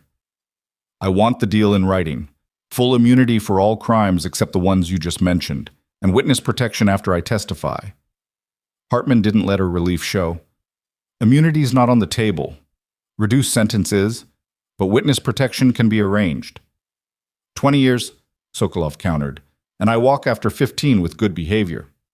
25, parole after 20. Sokolov considered, then he nodded once. Deal, but I want it in writing before I say another word. You'll have it within the hour. Hartman stood. Don't go anywhere. Outside the interview room, Williams let out a breath he'd been holding. He's going to flip. He already has, Hartman said. Now we just need to make sure his testimony holds up. The written agreement took 2 hours to draft, review, and finalize. Sokolov read every word with the careful attention of a man who knew one wrong clause could destroy him. Then he signed it and pushed it back across the table. "All right," he said. "Here's what you want to know." For the next 6 hours, Sokolov detailed the entire conspiracy. Kramer had approached him 3 weeks ago with a job, surveillance on Maya Chen and her family, with the option to escalate if the situation required it. The payment was $50,000, half up front, half on completion. Kramer never mentioned Morrison by name, but he made it clear the job came from a friend in trouble who needed problems solved. The surveillance had been easy. Kramer's company had cameras everywhere. They tracked Maya's movements, identified her family members, established routines. When the preliminary hearing went badly for Morrison, Kramer called Sokolov again. "Time to escalate. Send a message. Make it clear that continuing the prosecution would have consequences." "The photograph," Sokolov said. "That was me. Kramer told me where to find the sister, what kind of message to send. I took the photo, put the X on it, delivered it myself." "How did you get into Agent Chen's building?" Williams asked. "Copied the maintenance access code from one of Kramer's camera feeds. Easy. No one pays attention to codes when they punch them in public." "And today's attempt?" Sokolov's expression didn't change. "I was supposed to make it look like a robbery gone wrong. Break in, confront Chen, make it clear she needed to drop the case. If she refused, I had authorization to use force. Not lethal unless necessary, but enough to send her to the hospital. Put her out of commission for the trial." Maya felt sick. They'd been right about the escalation, but hearing it laid out so clinically made it real in a way it hadn't been before. She'd walked into that apartment knowing it was a trap, but part of her hadn't truly believed Sokolov would hurt her. Now she knew better. "Did you have any direct contact with Morrison?" Hartman asked. "No, everything went through Kramer, but Kramer told me the client was a cop who needed witness problems solved. He didn't have to name names. I'm not stupid. I watched the news. I knew who was on trial and who wanted it to go away." "Will you testify to all of this in court?" Sokolov nodded. "That's the deal, isn't it? I testify. I get my 25 years instead of life. So yeah, I'll testify." The deposition was scheduled for the following week. In the meantime, federal agents executed search warrants on Kramer's home, office, and business. They seized computers, phones, financial records, and surveillance equipment. Within 48 hours, forensic accountants had traced the $50,000 from Morrison's personal accounts through 2 shell companies to Kramer's business, then to Sokolov's offshore account. The paper trail was complete. Kramer was arrested at his home on a Tuesday morning, his wife screaming at the agents while his teenage son watched in horror from the stairs. The arrest was captured by news helicopters, the footage playing on every local channel within the hour. The headlines wrote themselves. Reeves pulled the team together for a final briefing before Kramer's arraignment. "This is it. We have Morrison cold, conspiracy to commit murder, witness intimidation, obstruction of justice. Between Hayes, Sokolov, and the financial records, there's no way he walks. Hartman's filing amended charges this afternoon." Maya felt the weight of 18 months lift slightly from her shoulders. "When do we bring him in?" "Judge Freeman issued the warrant an hour ago. Tactical team is moving on his location now." Maya wanted to be there for the arrest, wanted to see Morrison's face when he realized it was over. But Reeves had been firm. She was a witness, not an investigator. Her job was to stay clear and keep her testimony clean. So she watched from the operations center as the tactical team surrounded Morrison's house in suburban Maryland. Morrison was in his backyard, supposedly tending his garden while under house arrest. The electronic monitor on his ankle had kept him compliant, or so the court had believed. But surveillance footage showed him making regular calls on burner phones, coordinating with Kramer even after his initial arrest. The team moved in fast. Morrison looked up from his roses to find 6 federal agents with weapons drawn, ordering him to the ground. For a moment, Maya thought he might resist. His hand twitched toward his pocket. But then he saw the futility of it and dropped to his knees, hands behind his head. They cuffed him in his own garden, right there among the roses he'd been tending. The symbolism wasn't lost on Maya. Morrison had spent his career cultivating a reputation as a dedicated cop, a leader, a guardian of justice. and now that carefully cultivated image was being ripped out by the roots, exposed for the poisonous thing it had always been. The amended charges hit the court docket that afternoon: conspiracy to commit murder, witness tampering, obstruction of justice. And because Sokolov's testimony tied it all to the original corruption case, RICO charges were added, running a criminal enterprise under color of law. Morrison wasn't just a dirty cop anymore. He was the head of an organized crime syndicate that had operated for over a decade. Maya's phone rang. It was Rebecca calling from the safe house. "I saw the news," Rebecca said. "They arrested him. The captain." "It's over, isn't it?" "Almost," Maya said. "We still have the trial, but yeah, the hard part's done." Rebecca's voice cracked. "When can we come home?" "Soon. Reeves says another week, maybe 2. We're still sweeping for any other threats, but with Morrison and Kramer in custody, the immediate danger's past. The kids keep asking when they can go back to school. I keep telling them soon, but I don't know if they believe me anymore." Guilt twisted in Maya's chest again. "I'm sorry, Beck. I know this has been—" "Stop apologizing," Rebecca said firmly. "You did what you had to do. And because of you, how many other families won't have to go through what those 17 people went through? How many lives did you save by stopping these people? That matters, Maya. It matters more than a few weeks in a safe house." Maya closed her eyes. "I don't feel like I saved anyone. I feel like I burned everything down." "Sometimes that's what you have to do before you can build something better. You taught me that, remember? When I was afraid to leave that terrible practice I worked at, when I was scared to start my own business. You told me that sometimes destruction is just the first step toward creation." "I don't remember being that wise," Rebecca laughed. "Well, you were. So trust your own advice. You destroyed something rotten. Now let the system build something better in its place." The call ended, but Rebecca's words stayed with Maya through the long evening of reports and debriefings. Destruction as creation, justice as reconstruction. Maybe that was the only way to think about it, not as an ending, but as a beginning. The trial was set to begin in January, but the media circus started immediately. Every news outlet wanted the story. Federal agent goes undercover, gets raided by corrupt cops, flips the entire case against them.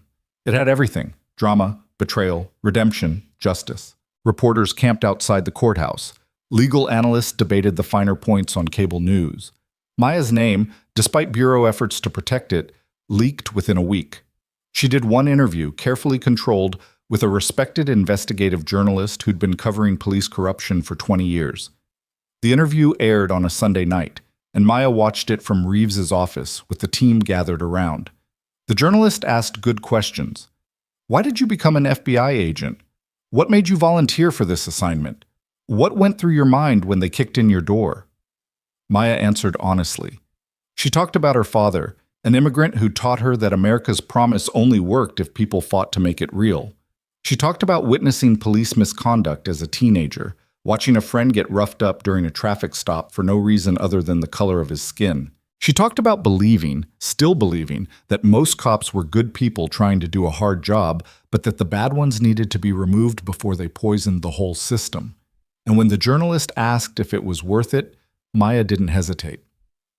"Yes," she said, "because justice isn't something that happens automatically. It's something people fight for. And sometimes that fight is dangerous. Sometimes it costs you. But the alternative, letting corruption win, letting innocent people suffer, that costs more. So yeah, it was worth it." The interview ended. The screen went dark. No one in Reeves' office spoke for a moment. Then Williams started clapping. Chen joined in. Then Torres, Kim, Okonkwo, Moss. Reeves stood and extended his hand. "Hell of a job, Agent Chen," he said. "Hell of a job." Maya shook his hand, feeling the weight of everything they'd accomplished and everything still to come. The trial would be brutal. The testimony would be exhausting. But they'd done the hard part. They'd exposed the rot. They'd built the case. Now all that remained was seeing it through. Outside Reeves's office, the city spread out beneath them. Millions of lights, millions of lives. Most of them lived in the faith that the system worked, that justice existed, that the people sworn to protect them actually would. Maya had spent 18 months proving that faith wasn't always justified, but she'd also proven that when the system failed, there were people willing to fight to fix it. That had to count for something. That had to be enough. She left the office and drove home through the dark streets, her protective detail trailing at a discreet distance. Tomorrow would bring more preparation, more planning, more work. But tonight she let herself feel something close to peace. The trap had worked. The predators were caged. And justice, for once, was winning. The peace lasted exactly 4 days. Maya was reviewing witness statements in her temporary office at the field office when Thompson burst through the door without knocking, her face pale and her laptop clutched against her chest like a shield. "We have a problem," Thompson said, her voice tight. "A big one." Maya looked up from the stack of depositions. "What kind of problem?" Thompson set her laptop on the desk and turned it so Maya could see the screen. It showed an email inbox, not Thompson's, but someone else's. The name at the top made Maya's blood run cold. Judge Angela Freeman. "How did you get access to Judge Freeman's email?" Maya asked. "I didn't. Someone leaked it. Sent it to the Washington Post, the Times, and 3 other major outlets about an hour ago. It's going to break within the next 24 hours unless we get ahead of it."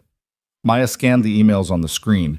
Most were routine, scheduling, administrative matters, correspondence with clerks. But one thread, dated 3 weeks before the preliminary hearing, made her stomach drop. The sender was listed as a blocked address, but the content was clear. Someone had sent Freeman detailed information about the case against Morrison, information that should have been confidential. Witness statements, evidence summaries, strategic assessments from the prosecution. And Freeman had responded. The response was brief, professional, but devastating. "Received. Will take under advisement. Appreciate the heads up." "Tell me this is fabricated," Maya said, though she already knew it wasn't. Thompson shook her head. "IT verified it. The metadata matches. The server logs confirm the emails were sent and received on those dates. It's real." Freeman was communicating with someone about the case, someone who had access to our files. Maya's mind raced through the implications. If the defense gets hold of this, they'll claim the entire proceeding is tainted. They'll move for dismissal, change of venue, mistrial, whatever they can think of to blow up the case. "It gets worse," Thompson said quietly.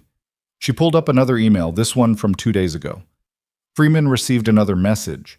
This one's more explicit.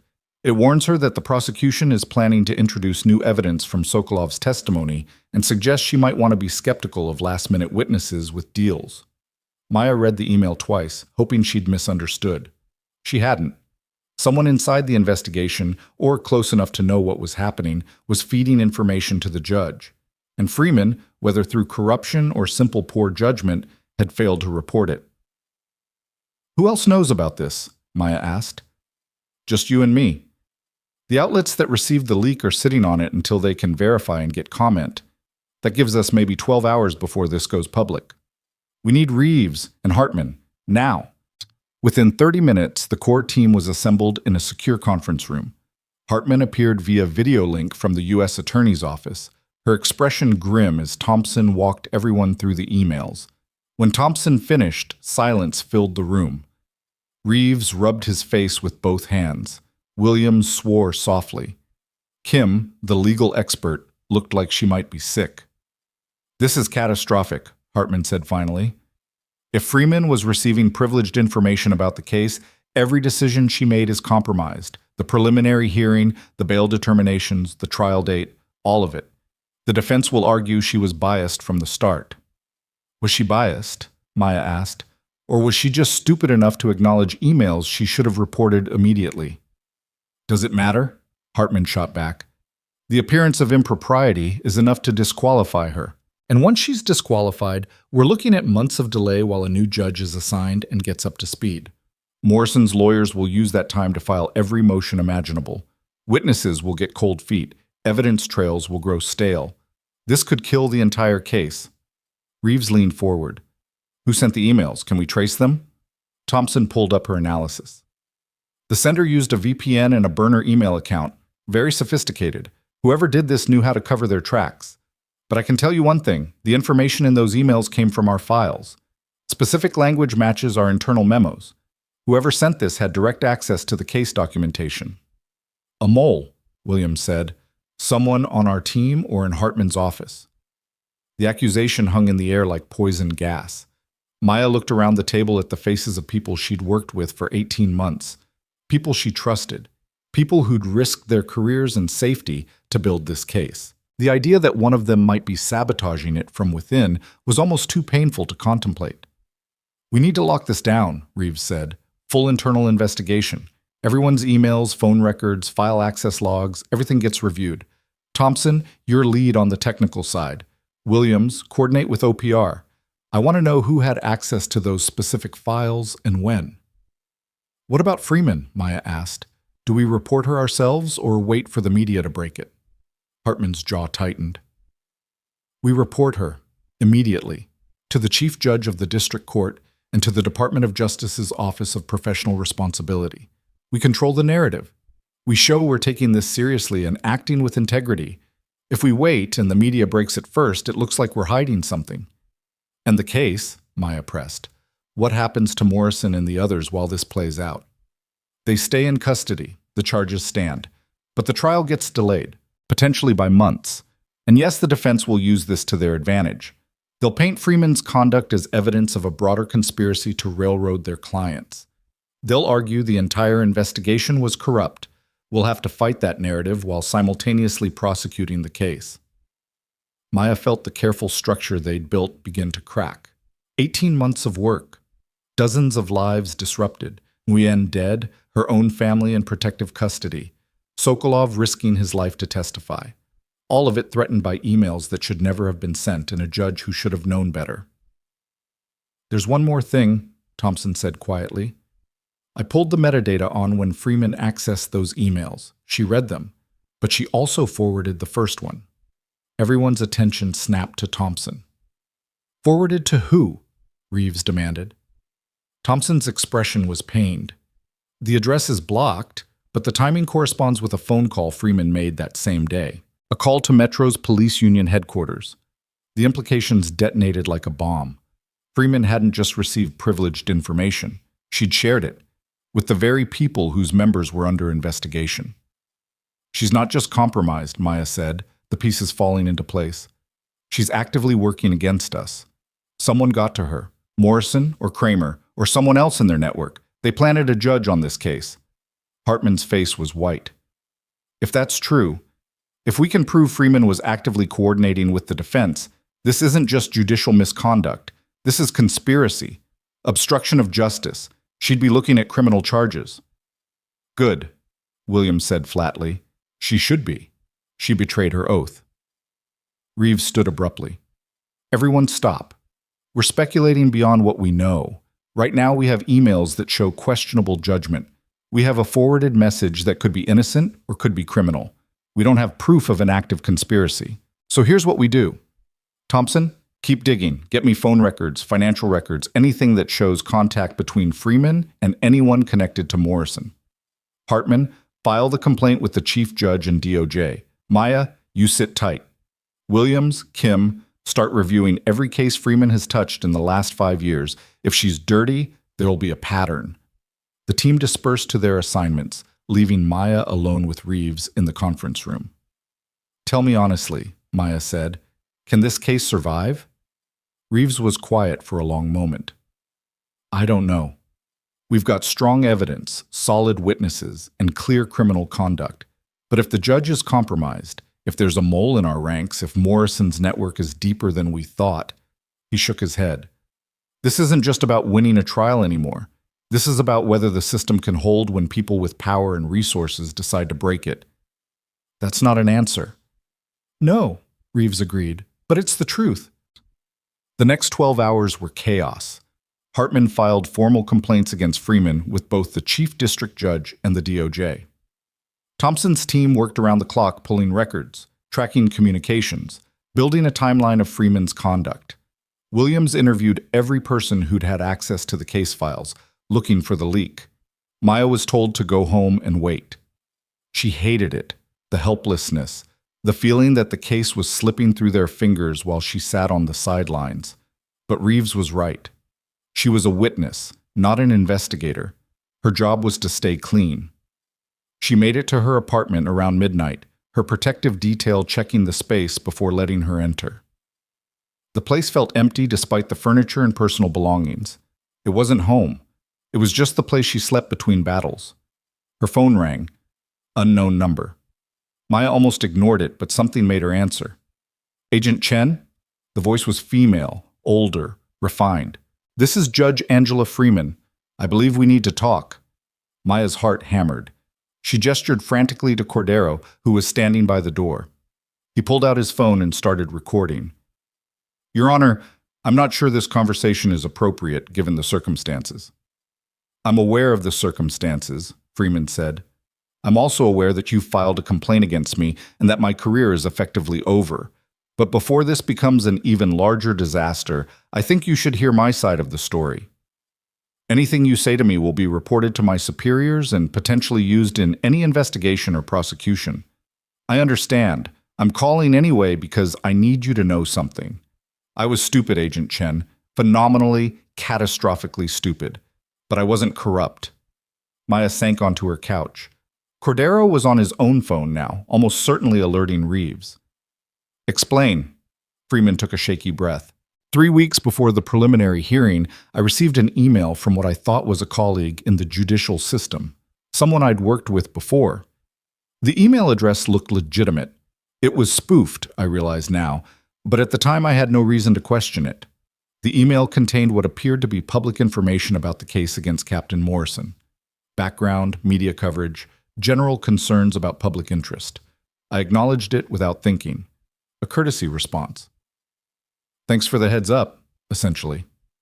You didn't think it was strange that a colleague was sending you case information? In retrospect, yes. At the time, no. Judges communicate informally about high-profile cases all the time.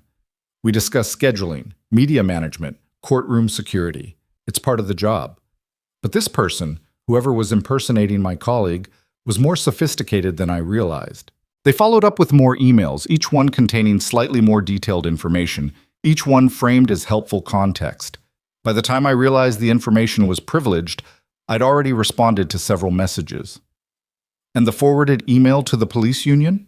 Freeman's voice cracked. That was an accident. I meant to forward it to my clerk to ask if the information was public record. I typed the wrong address. By the time I realized my mistake, the damage was done. I should have reported it immediately. I should have recused myself. Instead, I panicked. I deleted the emails and hoped no one would find out. I've been a judge for 20 years, Agent Chen. I've presided over hundreds of cases with integrity. But I made mistakes on this one. Terrible, career-ending mistakes. Maya wanted to believe her. The story was plausible. Judges were human, humans made errors, and sophisticated attackers could absolutely spoof emails and manipulate targets. But she'd also seen enough corruption to know that everyone claimed innocence when caught. If you're telling the truth, Maya said, then you need to cooperate fully with the investigation. Turn over your computer, your phone, all communications. Submit to interviews. Let the investigators verify your story. I will. I'm calling to tell you that I'm recusing myself from the case effective immediately. I've already drafted the order. I'll also be resigning from the bench. If there's an investigation, I'll participate fully. But Agent Chen, Freeman's voice strengthened. You need to understand something. Whoever did this to me, whoever sent those emails, they're still out there. They had detailed information about your case. They knew exactly how to make it look like I was coordinating with Morrison's people. This was a deliberate attack designed to undermine the trial. And if they succeeded in compromising me, they might try to compromise the next judge, or the witnesses, or the investigation itself. The warning sent ice through Maya's veins. Freeman was right. If this was a deliberate attack, then the threat wasn't over. It was evolving. I'll pass that along to my supervisors, Maya said. One more thing. In one of the emails I received, there was a reference to a final contingency plan if legal options failed. I didn't understand it at the time. I assumed it was legal jargon. But now, knowing what I know about Sokolov and the threats against you and your family, I think it meant something else. I think whoever sent those emails was warning that if Morrison couldn't win in court, he'd win another way. What other way? Freeman's voice dropped to barely a whisper. I don't know, but you should be very, very careful. The call ended. Maya sat in the dark apartment, phone still pressed to her ear. Freeman's warning echoing in her mind. Final contingency plan. If legal options failed, win another way. Cordero crossed to her side. Reeves is on his way. So is Hartman. What did Freeman say? Maya repeated the conversation word for word. By the time she finished, Reeves was knocking on her door. The emergency meeting convened in Maya's living room. Reeves and Hartman on the couch, Maya in the armchair, Cordero and Chen flanking the windows like sentries. Thompson appeared via video on a laptop balanced on the coffee table. Freeman's story checks out, Thompson reported. I traced the spoofed emails. They originated from an IP address in Eastern Europe, probably a compromised server being used as a relay. The actual sender could be anywhere, but the technical sophistication is high. This wasn't some amateur operation. Whoever did this knew what they were doing. And the reference to a final contingency plan? Hartman asked. That phrase appears in one email. It's vague enough that Freeman could have interpreted it innocently. But in context, knowing what we know now about Sokolov and Kramer, it reads like a threat. Reeves leaned forward, elbows on his knees. Let's assume Freeman's telling the truth. She was targeted, manipulated, and ultimately compromised through a sophisticated social engineering attack. The goal was to create exactly the mess we're dealing with now. A tainted judge, a delayed trial, ammunition for the defense. Who benefits? Morrison, Maya said. Every day this trial gets delayed is another day his lawyers can chip away at witnesses, look for procedural errors, find ways to suppress evidence. But Morrison's in custody under tight restrictions, Williams pointed out. He can't orchestrate something this sophisticated from inside. No, Maya agreed, but someone else can. Someone we haven't identified yet, someone higher up the chain. Hartman frowned. Higher than a police captain? Morrison ran a corrupt unit for over a decade. He collected payoffs, planted evidence, ordered illegal raids. That takes protection. It takes people in positions of power looking the other way, or actively helping. Judges like Morton, who rubber-stamped warrants, prosecutors who declined to file charges despite complaints, city officials who ignored oversight reports. Morrison didn't operate in a vacuum. He was part of a system. The implications settled over the room like a shroud. They'd thought catching Morrison would be enough. They'd thought dismantling his crew would solve the problem. But if Maya was right, if Morrison was just one node in a larger network of corruption, then the case was bigger and more dangerous than they'd imagined. We need to identify who else is involved, Reeves said. Thompson, expand your analysis. Look at everyone who touched Morrison's cases over the last decade. Judges, prosecutors, city officials, anyone with enough access and authority to protect him. Williams, coordinate with the U.S. Attorney's Public Corruption Unit. This is about to get a lot bigger. What about the trial? Maya asked. Hartman pulled up a document on her tablet. Chief Judge Patterson is assigning a new judge. She's also ordering an independent investigation into Freeman's conduct. The trial will be delayed at least 60 days while the new judge reviews the case. Morrison's lawyers are already filing motions to dismiss based on judicial misconduct. We'll fight them, but it's going to be an uphill battle. And Freeman herself? If her story checks out and she cooperates fully, she might avoid criminal charges. But her career is over. Patterson will recommend disciplinary action to the Judicial Conduct Board. Freeman will resign rather than face formal proceedings. She'll lose her pension, her reputation, everything. Maya felt a complicated mix of sympathy and anger. Freeman had been stupid, not evil, but stupid had consequences. Gwen was dead, the case was in jeopardy, justice was delayed. Stupidity at that level was its own kind of crime. What about the final contingency plan Freeman mentioned? Maya pressed. Do we take that seriously? Reeves's expression was grim. We take everything seriously at this point. Your protective detail stays in place. Your family stays in protective custody until this is resolved. And we assume Morrison's people are planning something. We just don't know what yet. The meeting broke up around 3:00 a.m. Maya tried to sleep but managed only fitful dozes interrupted by nightmares of raids and threats and emails that appeared on screens like curses. By the time dawn broke, she was exhausted and wired, her mind spinning through scenarios and possibilities. She showered, dressed, and was making coffee when her phone rang. Rebecca. Maya, we need to talk about how much longer this is going to last, Rebecca said without preamble. The kids are miserable. Mark is missing critical meetings. I have patients who need me. We can't stay in this safe house forever. Maya closed her eyes. She'd been dreading this conversation. I know, I'm sorry, but with the trial delayed and new threats emerging, it's not safe yet. When will it be safe? Give me a timeline, something concrete. I can't. The situation's fluid. We're dealing with... I don't care what you're dealing with, Rebecca snapped. I care about my family, my life, my children who are asking me every day when they can go home. And I don't have answers because my sister is fighting a war that keeps getting bigger and bigger and never seems to end. The words stung because they were true. Maya had started this investigation thinking she could take down a few corrupt cops and move on. But the case had metastasized, growing tendrils into every corner of the system, revealing rot she hadn't anticipated and couldn't ignore. Beck, no. Listen to me. I love you. I'm proud of what you're doing. But there has to be a limit. There has to be a point where you say enough and let someone else carry the fight. You've done your part. You exposed the corruption. You built the case. Now let the system handle the rest and let us come home.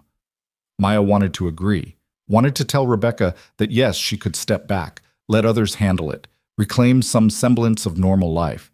But she knew the system, knew how cases fell apart when witnesses got tired, when investigators moved on to other priorities, when the people with power and resources ground down the people trying to hold them accountable. I can't, Maya said quietly. If I step back now, Morrison walks. All of them walk. And everything we've sacrificed, Nguyen's death, your time in protective custody, all of it becomes meaningless. Rebecca was quiet for a long moment.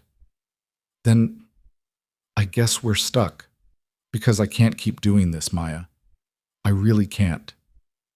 The call ended. Maya stood in her kitchen with her untouched coffee and felt the weight of competing loyalties crushing her from all sides. Family, justice, duty, survival. There was no way to honor all of them simultaneously. Something had to give. The question was what? Thompson called 2 hours later with an update. We found the mole, or at least we found how information was getting out. Maya switched to video. Thompson's face filled her phone screen, exhausted but triumphant. It wasn't one of us, Thompson explained. It was a contractor, tech support guy who had access to our systems for maintenance and updates. He was copying files and selling them. We traced his communications back to a lawyer named Gerald Vance. Ever heard of him? Maya frowned. No, should I have? Probably not. He's not a criminal defense attorney. He's a civil attorney who specializes in suing police departments for misconduct. High-profile cases, big settlements, lots of media attention. On the surface, he's one of the good guys. But dig deeper and the pattern emerges.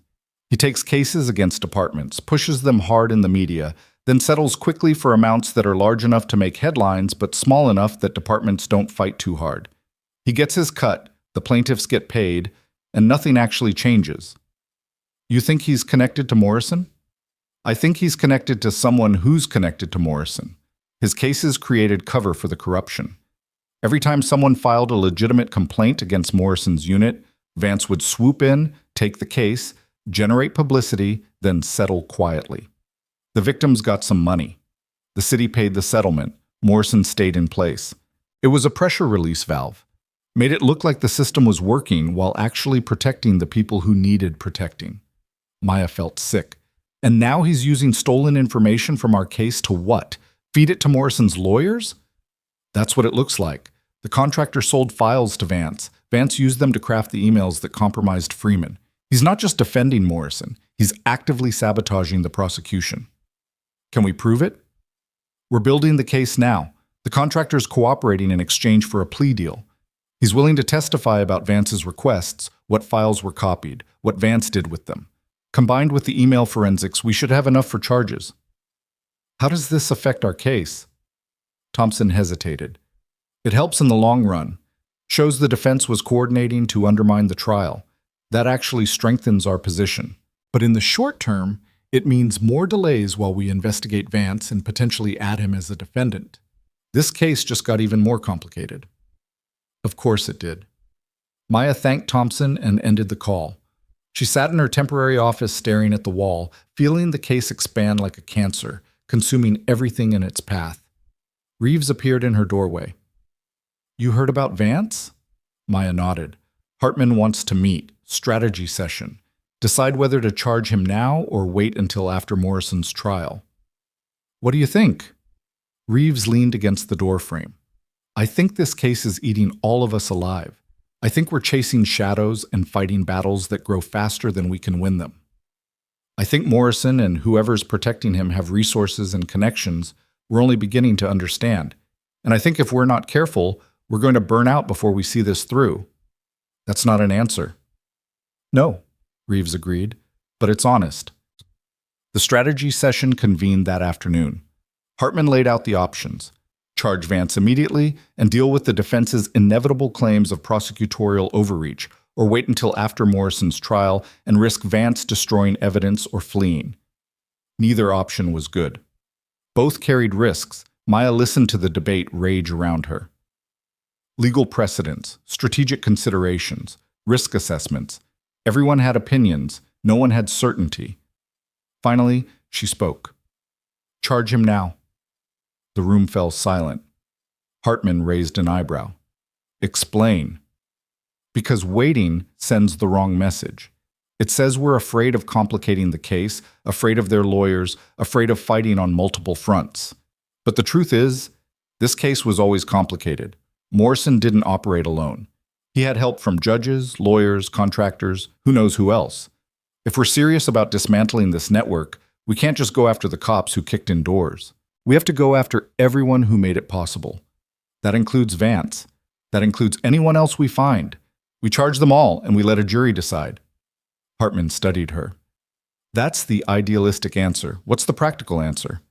Maya met her gaze. "They're the same answer. Morrison's people want us overwhelmed. They want us making compromises and strategic retreats. They want us to pick and choose which battles to fight. But if we do that, they win. Because they'll always have another move, another threat, another way to delay and obstruct. The only way to beat them is to meet every challenge head on. Charge Vance, prosecute Morrison, go after everyone else we find, fight all the battles simultaneously, and trust that the system, messy and imperfect as it is, will eventually deliver justice." Williams nodded slowly. "She's right. We've been playing defense since Freeman got compromised. Time to play offense." Hartman looked to Reeves. "Your agent, your call." Reeves was quiet for a moment. Then he stood. "We charge Vance. We prosecute everyone we can prove participated in this conspiracy. And we do it knowing we're probably going to uncover even more corruption before this ends. Everyone good with that?" Nods around the table. Hartman pulled up her phone. "I'll draft the charges. We move on Vance tomorrow morning." The meeting adjourned. Maya walked out into the cold December evening feeling something she hadn't felt in weeks. Not peace, not confidence, but clarity. The path forward was hard, maybe impossible, but at least it was clear. She called Rebecca from the car. "I can't promise when this ends. I can't promise it won't get worse before it gets better. But I can promise I'm going to fight this battle until it's done. And I'm going to trust that it's worth it. That you're worth protecting. That justice is worth fighting for, even when it's hard, especially when it's hard." Rebecca was quiet, then she sighed.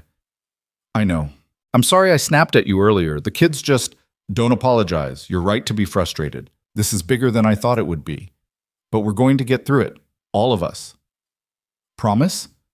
Maya looked out at the city lights spreading across the horizon, each one representing a life that depended on the system working, on justice being more than an abstract concept. "I promise." The arrest of Gerald Vance went down the next morning at his downtown office. Federal agents executed search warrants simultaneously at his home, his law office, and 3 storage units registered in his name. They seized computers, phones, client files, and financial records spanning 15 years. Vance was arraigned that afternoon on charges of conspiracy to obstruct justice, witness tampering, and corruption. His bail was set at $2 million.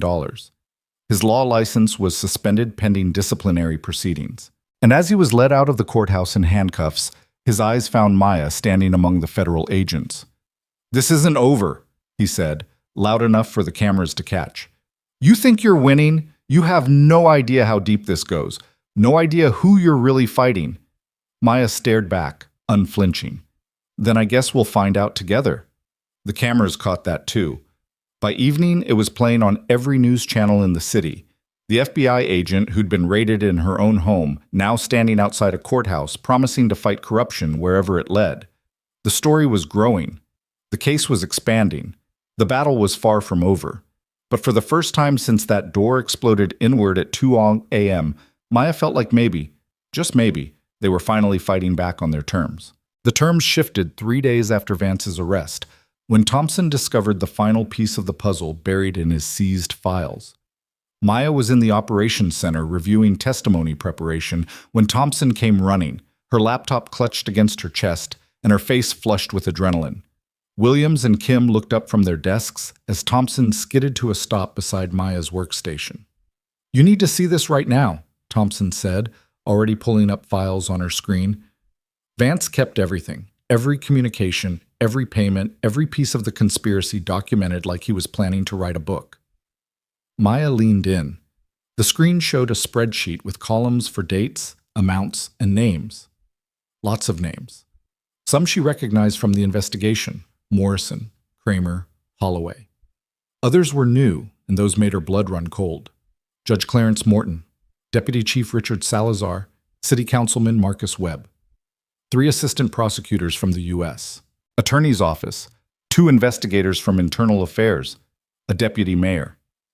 "How far back does this go?" Maya asked, her voice barely above a whisper. 12 years, Thompson said. Vance wasn't just defending the network, he was documenting it. Insurance, maybe, or leverage. Either way, he kept detailed records of who got paid, when, and for what.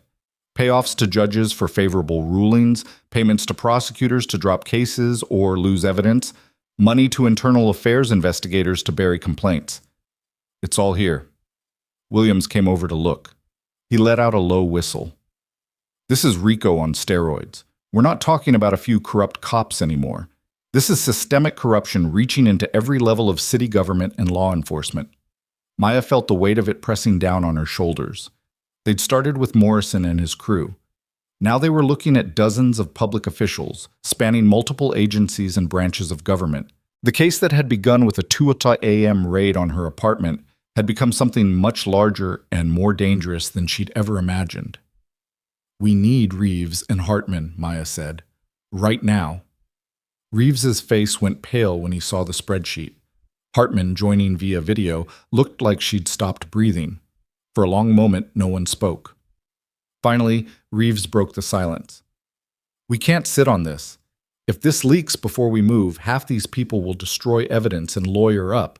We need arrest warrants for everyone on this list who's still active, and we need them executed simultaneously so no one has time to warn the others." Hartman nodded slowly. "I'll need to bring in the Attorney General's office. This is beyond what we can handle at the district level. We're talking about coordinated arrests of sitting judges, city officials, and federal employees. That requires authorization from the top." "How long?" Maya asked. 72 hours minimum, probably closer to a week. "We need to verify Vance's records, corroborate the payments, build individual cases for each target. We can't just arrest people based on a spreadsheet, no matter how detailed." "In a week, someone will talk," Williams said. "Word will get out. These people will scatter." "Then we work fast," Hartman replied. "And we hope Vance is as thorough as he appears to be." The next 6 days were the most intense of Maya's career. The team expanded to include 24 federal agents, prosecutors from multiple offices, and forensic accountants who traced every payment in Vance's files. They worked in shifts around the clock, building individual cases for each target, securing warrants, coordinating with tactical teams. Maya's role shifted from witness to coordinator. She briefed new agents on the background of the case, helped identify connections between targets, and prepared for the moment when her testimony would tie everything together. But mostly, she waited and watched as the machinery of justice ground slowly forward. Rebecca called every day, asking when she could come home.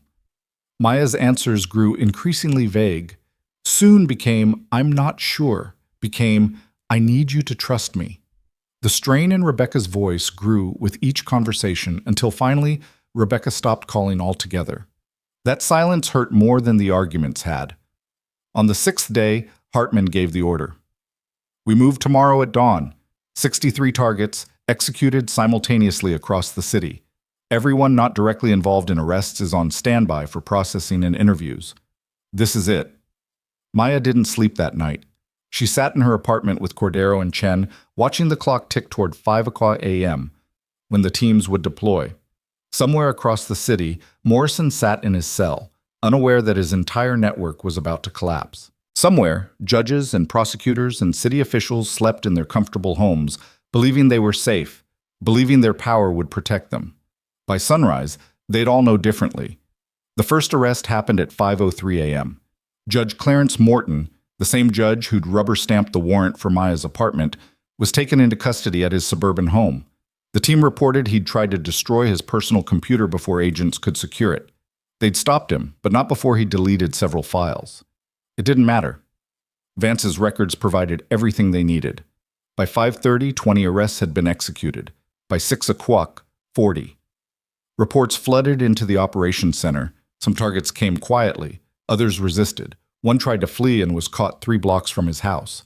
The news media caught wind around 6:15, and within minutes, helicopters were circling arrest locations across the city. Maya watched it unfold on the monitors in the operations center, surrounded by agents coordinating the logistics of the largest corruption sweep in the city's history.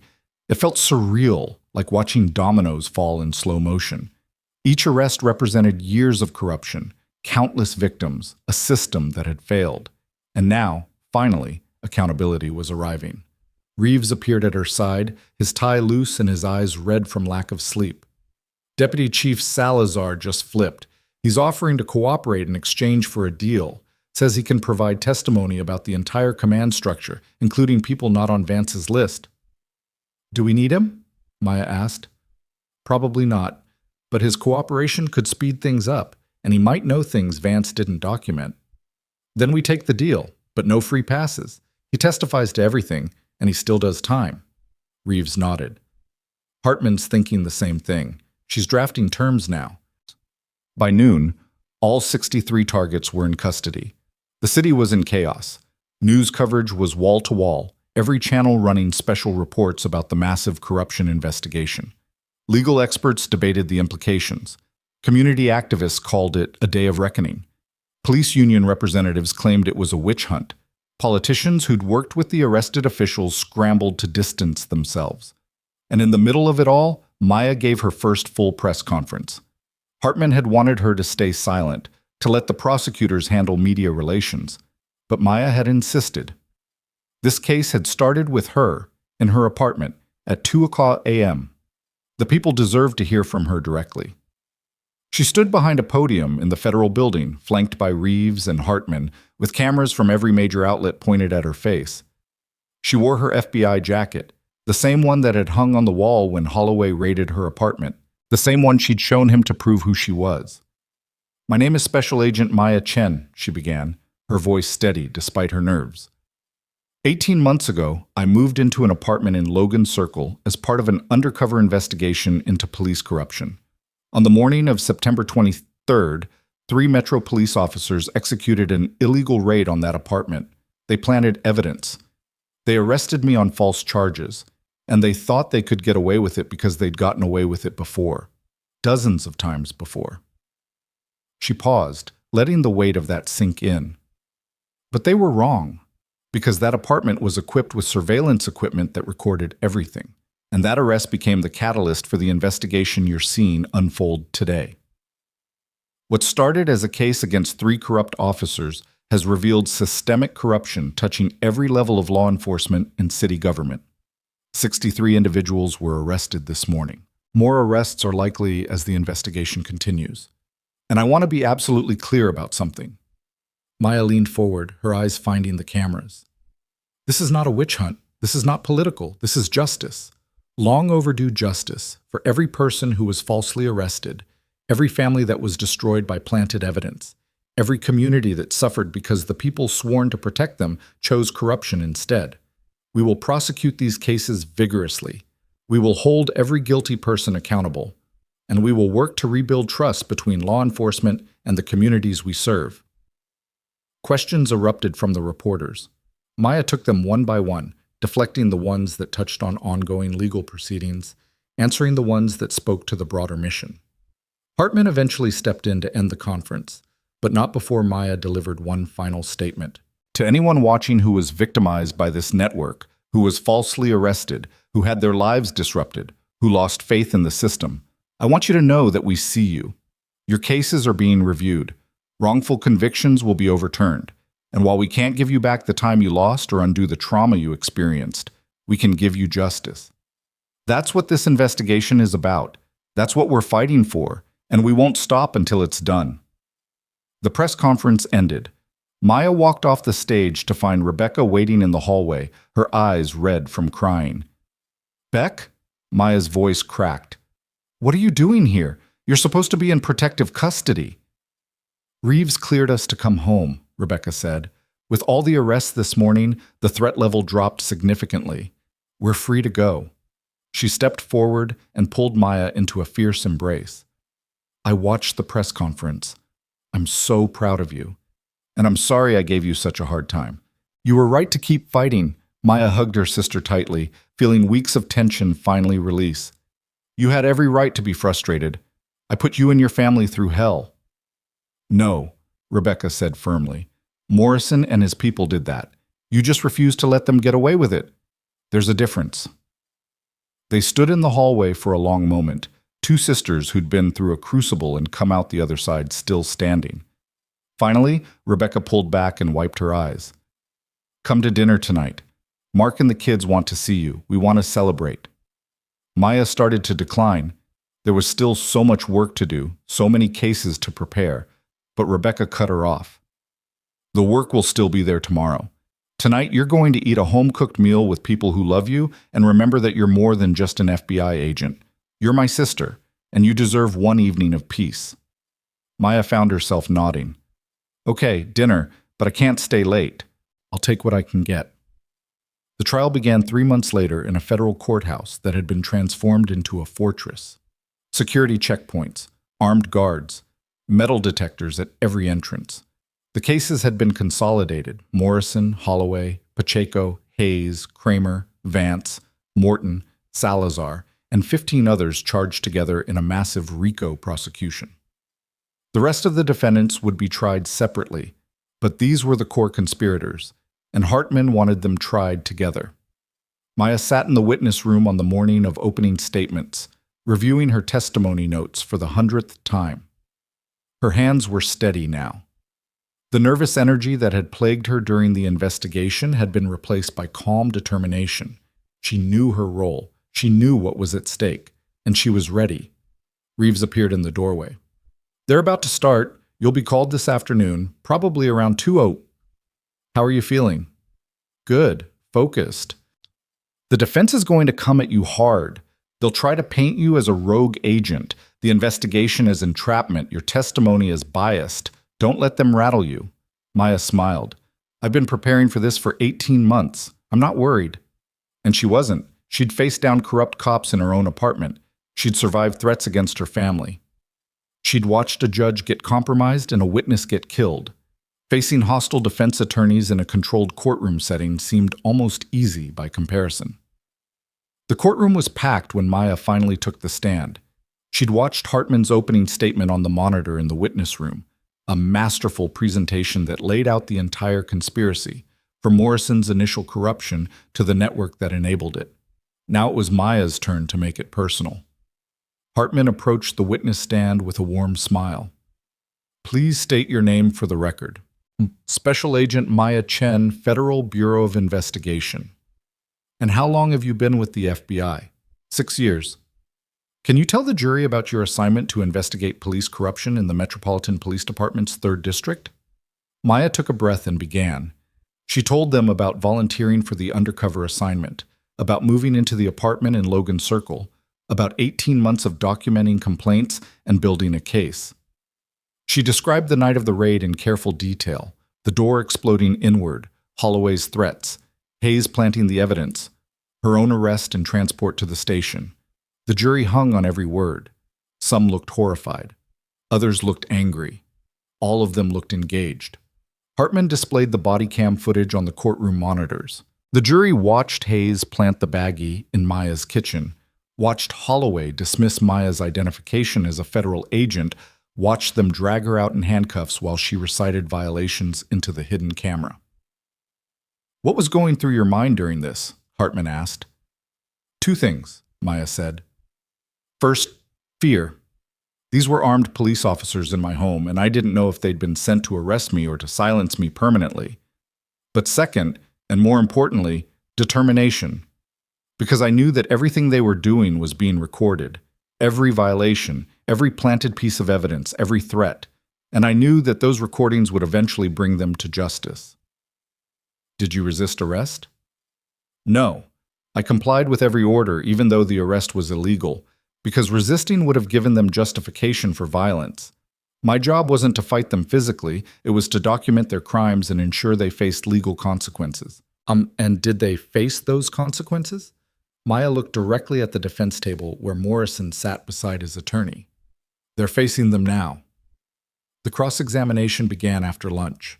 Morrison's attorney, a silver-haired man named Richard Caldwell with a reputation for aggressive defense tactics, approached the stand with a predatory smile. "Agent Chen, isn't it true that you fabricated evidence to support your investigation?" "No, that's false." "You planted surveillance equipment in an apartment without informing your supervisors or obtaining proper authorization, didn't you?" "No. Every piece of surveillance equipment was approved through proper channels and documented in my case file." "But you lied to your neighbors, didn't you? You pretended to be someone you weren't." "I operated under light cover, which is standard procedure for undercover investigations. I used my real name and background, but didn't disclose my employment with the FBI. That's not lying. That's basic operational security." Caldwell's smile tightened. "You targeted my client specifically, didn't you? You decided Captain Morrison was guilty before you had any evidence and then manufactured a case against him." "No, I was assigned to investigate patterns of misconduct in the 3rd District. Captain Morrison's name came up repeatedly in complaints and internal affairs reports. The evidence against him emerged from the investigation, not the other way around." "How convenient." Hartman stood. "Objection. Counsel is arguing, not questioning." "Sustained." The judge, a federal judge named Patricia Okoye, who'd been assigned after Freeman's recusal, said firmly. "Mr. Caldwell, ask questions or move on." Caldwell tried different angles. He questioned Maya's motives, her judgment, her interpretation of events. But Maya had prepared for this. She answered every question calmly and precisely, never letting him provoke her into anger or defensive responses. After 2 hours, Caldwell gave up. No further questions. Maya stepped down from the stand feeling exhausted but vindicated. She'd done what she needed to do. The rest was up to the jury. The trial lasted 6 weeks. Hayes testified under her cooperation agreement, describing in devastating detail how the conspiracy worked. Sokolov testified about the attempts to intimidate and harm Maya. Salazar testified about the command structure that enabled the corruption. Financial experts traced money through shell companies and offshore accounts. Forensic analysts presented evidence from seized computers and phones. The defense fought hard.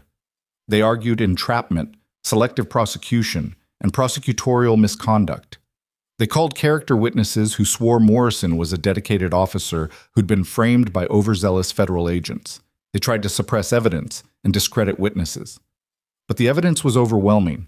Video footage, financial records, testimony from co-conspirators. Vance's meticulous documentation. The pattern was clear, the conspiracy proven, the guilt established beyond reasonable doubt. The jury deliberated for 3 days. Maya spent that time in the field office, unable to work, unable to relax, just waiting for the call that would tell her whether 18 months of her life had meant something. The call came on a Thursday afternoon. Reeves appeared in her office doorway, his face carefully neutral. "They're back. Verdict in 30 minutes." The courtroom was packed when Maya arrived. Victims whose cases were being reviewed, community activists, law enforcement officials, media representatives. Everyone who'd followed the case wanted to be there for the ending. Judge Okoye took the bench. Has the jury reached a verdict? The forewoman stood, a middle-aged black woman who'd been a teacher for 20 years. We have, Your Honor. On the charge of conspiracy to violate civil rights, how do you find the defendants? Guilty. The word rippled through the courtroom like an earthquake, but the forewoman wasn't done. On the charge of evidence tampering, guilty. On the charge of obstruction of justice, guilty. On the charge of racketeering, guilty. Count after count, the verdict was the same. Guilty. Guilty. Guilty. Morrison's face went white. Holloway stared at the jury in disbelief. Hayes, who'd already pleaded guilty and testified, looked relieved that her cooperation had paid off. The others showed various degrees of shock and resignation. Judge Okoye gavelled for order as the courtroom erupted in reaction. The jury has returned guilty verdicts on all counts for all defendants. Sentencing is scheduled for 60 days from today. Defendants are remanded to custody pending sentencing. This court is adjourned. Maya sat in the gallery, watching as marshals led the convicted defendants out of the courtroom. Morrison's eyes found hers as he passed, filled with hate and defeat in equal measure. She met his gaze without flinching. This was justice. Long overdue, hard-fought, absolutely necessary justice. Outside the courthouse, Hartman gave a brief statement to the press while Maya stood quietly in the background. Today's verdicts represent a victory for everyone who believes in the rule of law. Corruption at any level is unacceptable, but corruption by those sworn to uphold the law is particularly egregious. These defendants abused their positions of trust and power. They violated the civil rights of countless individuals. They undermined public faith in law enforcement. Today, they were held accountable. A reporter shouted a question. What happens now to the other defendants still awaiting trial? Those cases will proceed. We expect guilty pleas from many of them in light of today's verdicts. Those who choose to go to trial will face the same thorough prosecution these defendants faced. What about the victims? The people who were falsely arrested? The Department of Justice has established a compensation fund for verified victims of this conspiracy. Cases are being reviewed, convictions are being overturned, and we're working to provide some measure of restitution for the harm these defendants caused. Sentencing came 2 months later. Judge Okoye, who'd impressed everyone with her fair and firm handling of the trial, didn't hold back. Morrison received 40 years in federal prison without possibility of parole.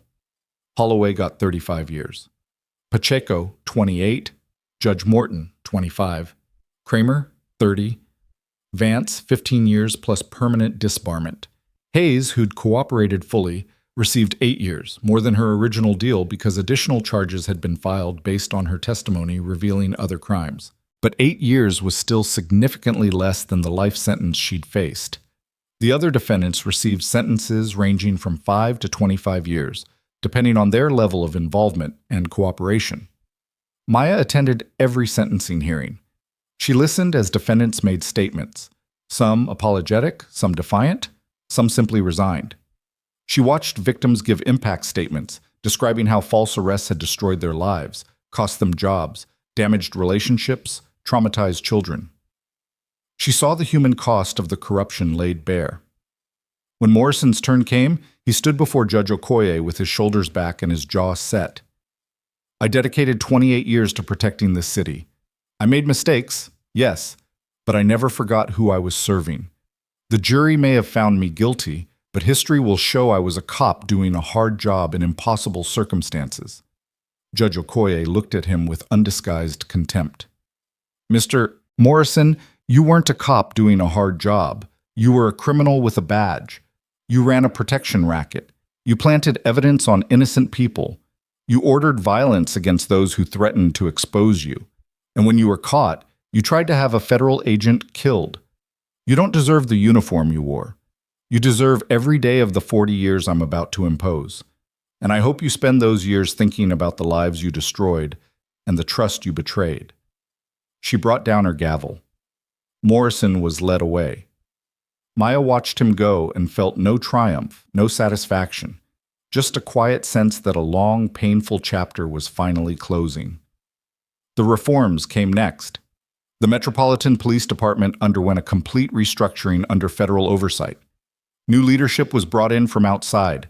Policies were rewritten. Training was overhauled. Community oversight boards were established. It wasn't perfect. Systemic change never was.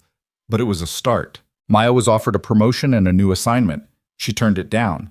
Instead, she requested a transfer to the FBI's training division, where she could teach new agents about corruption investigations, civil rights protections, and the importance of accountability. Reeves tried to talk her out of it. "You're one of the best agents I've ever worked with. You could run your own division, lead major investigations. Why step back to teaching?" Maya thought about that question for a long time before answering. "Because I've spent the last 2 years fighting corruption after it happened. I want to help prevent it before it starts. I want to train agents who will never become what Morrison became, who will never forget why they took the oath. If I can do that, if I can make the next generation better than this one, then maybe all of this will have meant something more than just putting bad people in prison." Reeves smiled. "You're going to be a hell of a teacher." The final piece came 6 months after the sentencing, when the Department of Justice released its comprehensive report on the corruption network. The report documented 347 confirmed false arrests over 12 years, resulting in 143 wrongful convictions. The compensation fund eventually paid out more than $40 million to victims. Dozens of cases were overturned. People who'd been in prison for years were released and exonerated.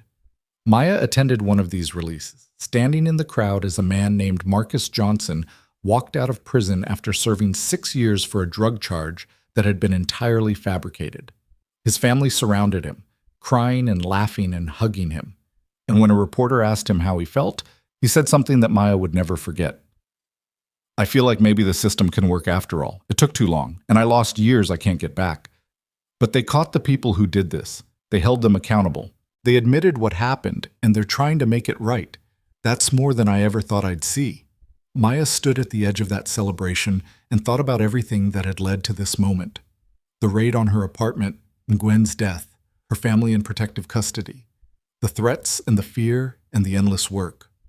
All of it had been leading here, to this man walking free and believing again in the possibility of justice. It had been worth it, every moment, every sacrifice, every terrifying step along the way. 3 years after that 2:00 a.m. raid, Maya stood in front of a class of new FBI recruits and told them her story. Not to glorify herself, but to teach them what corruption looked like, how it operated, and why fighting it mattered. "The thing about systemic corruption," she told them, "is that it relies on good people staying silent, on witnesses being too scared to come forward, on investigators being too overwhelmed to dig deeper, on prosecutors being too careful to take risks. Morrison and his network operated for over a decade because enough people looked the other way. Not because they were bad people, but because fighting seemed too hard, too dangerous, too costly." She paused, looking at the young faces watching her. "But here's what I learned. Fighting corruption is hard. It is dangerous. It does cost you. But not fighting costs more. It costs lives and freedom and faith in the system we're supposed to protect. So when you encounter corruption in your career, and you will, because it exists everywhere humans have power, I want you to remember something. You have a choice. You can look away or you can fight. Choose to fight, every single time, because that's what the oath means. That's what justice requires. And that's the only way the system gets better." The lecture ended. Students approached with questions, and Maya answered them all. But one student, a young woman who reminded Maya of herself at that age, lingered until everyone else had left. "Agent Chen, can I ask you something personal?" "Of course." "Do you ever regret it? Going undercover, starting the investigation, everything that happened after?" Maya considered the question carefully. She thought about the nightmares she still had sometimes, about the door exploding inward, about Nguyen's death and her family's fear, about the weight of knowing her actions had sent dozens of people to prison and upended countless lives. Then she thought about Marcus Johnson walking free, about the reforms that were making the department better, about the hundreds of victims who'd received some measure of justice and compensation, about the recruits she was training who might prevent the next Morrison from ever gaining power. "No," Maya said finally. "I don't regret it. It was the hardest thing I've ever done. And if I could go back and choose a different path, one where none of the bad things happened, I wouldn't. Because this path, with all its pain and cost, led to justice. And justice is worth fighting for. Always. The student nodded, processing this. Thank you for everything you did and for teaching us. You're welcome. Now go study. You've got a test next week. Maya walked out of the training facility into the late afternoon sun. Somewhere across the city, Morrison sat in a prison cell, beginning year 3 of his 40-year sentence. Somewhere, victims were rebuilding their lives with compensation and exoneration. Somewhere, reforms were taking hold and changing how police operated. And here, in this moment, Maya Chen was exactly where she needed to be. Not fighting in the trenches anymore, but preparing the next generation to fight better, smarter, and with the kind of courage that made justice more than just a word. The trap they'd walked into that night had been meant to silence her. Instead, it had sparked a reckoning that changed everything. And that, Maya thought, as she drove home through rush hour traffic, was the thing about justice. It didn't always arrive when you expected it. It didn't always look like you imagined it would. But when you fought for it with everything you had, when you refused to look away or give up or let the corruption win, sometimes, just sometimes, it actually happened. And when it did, it was worth every sacrifice along the way.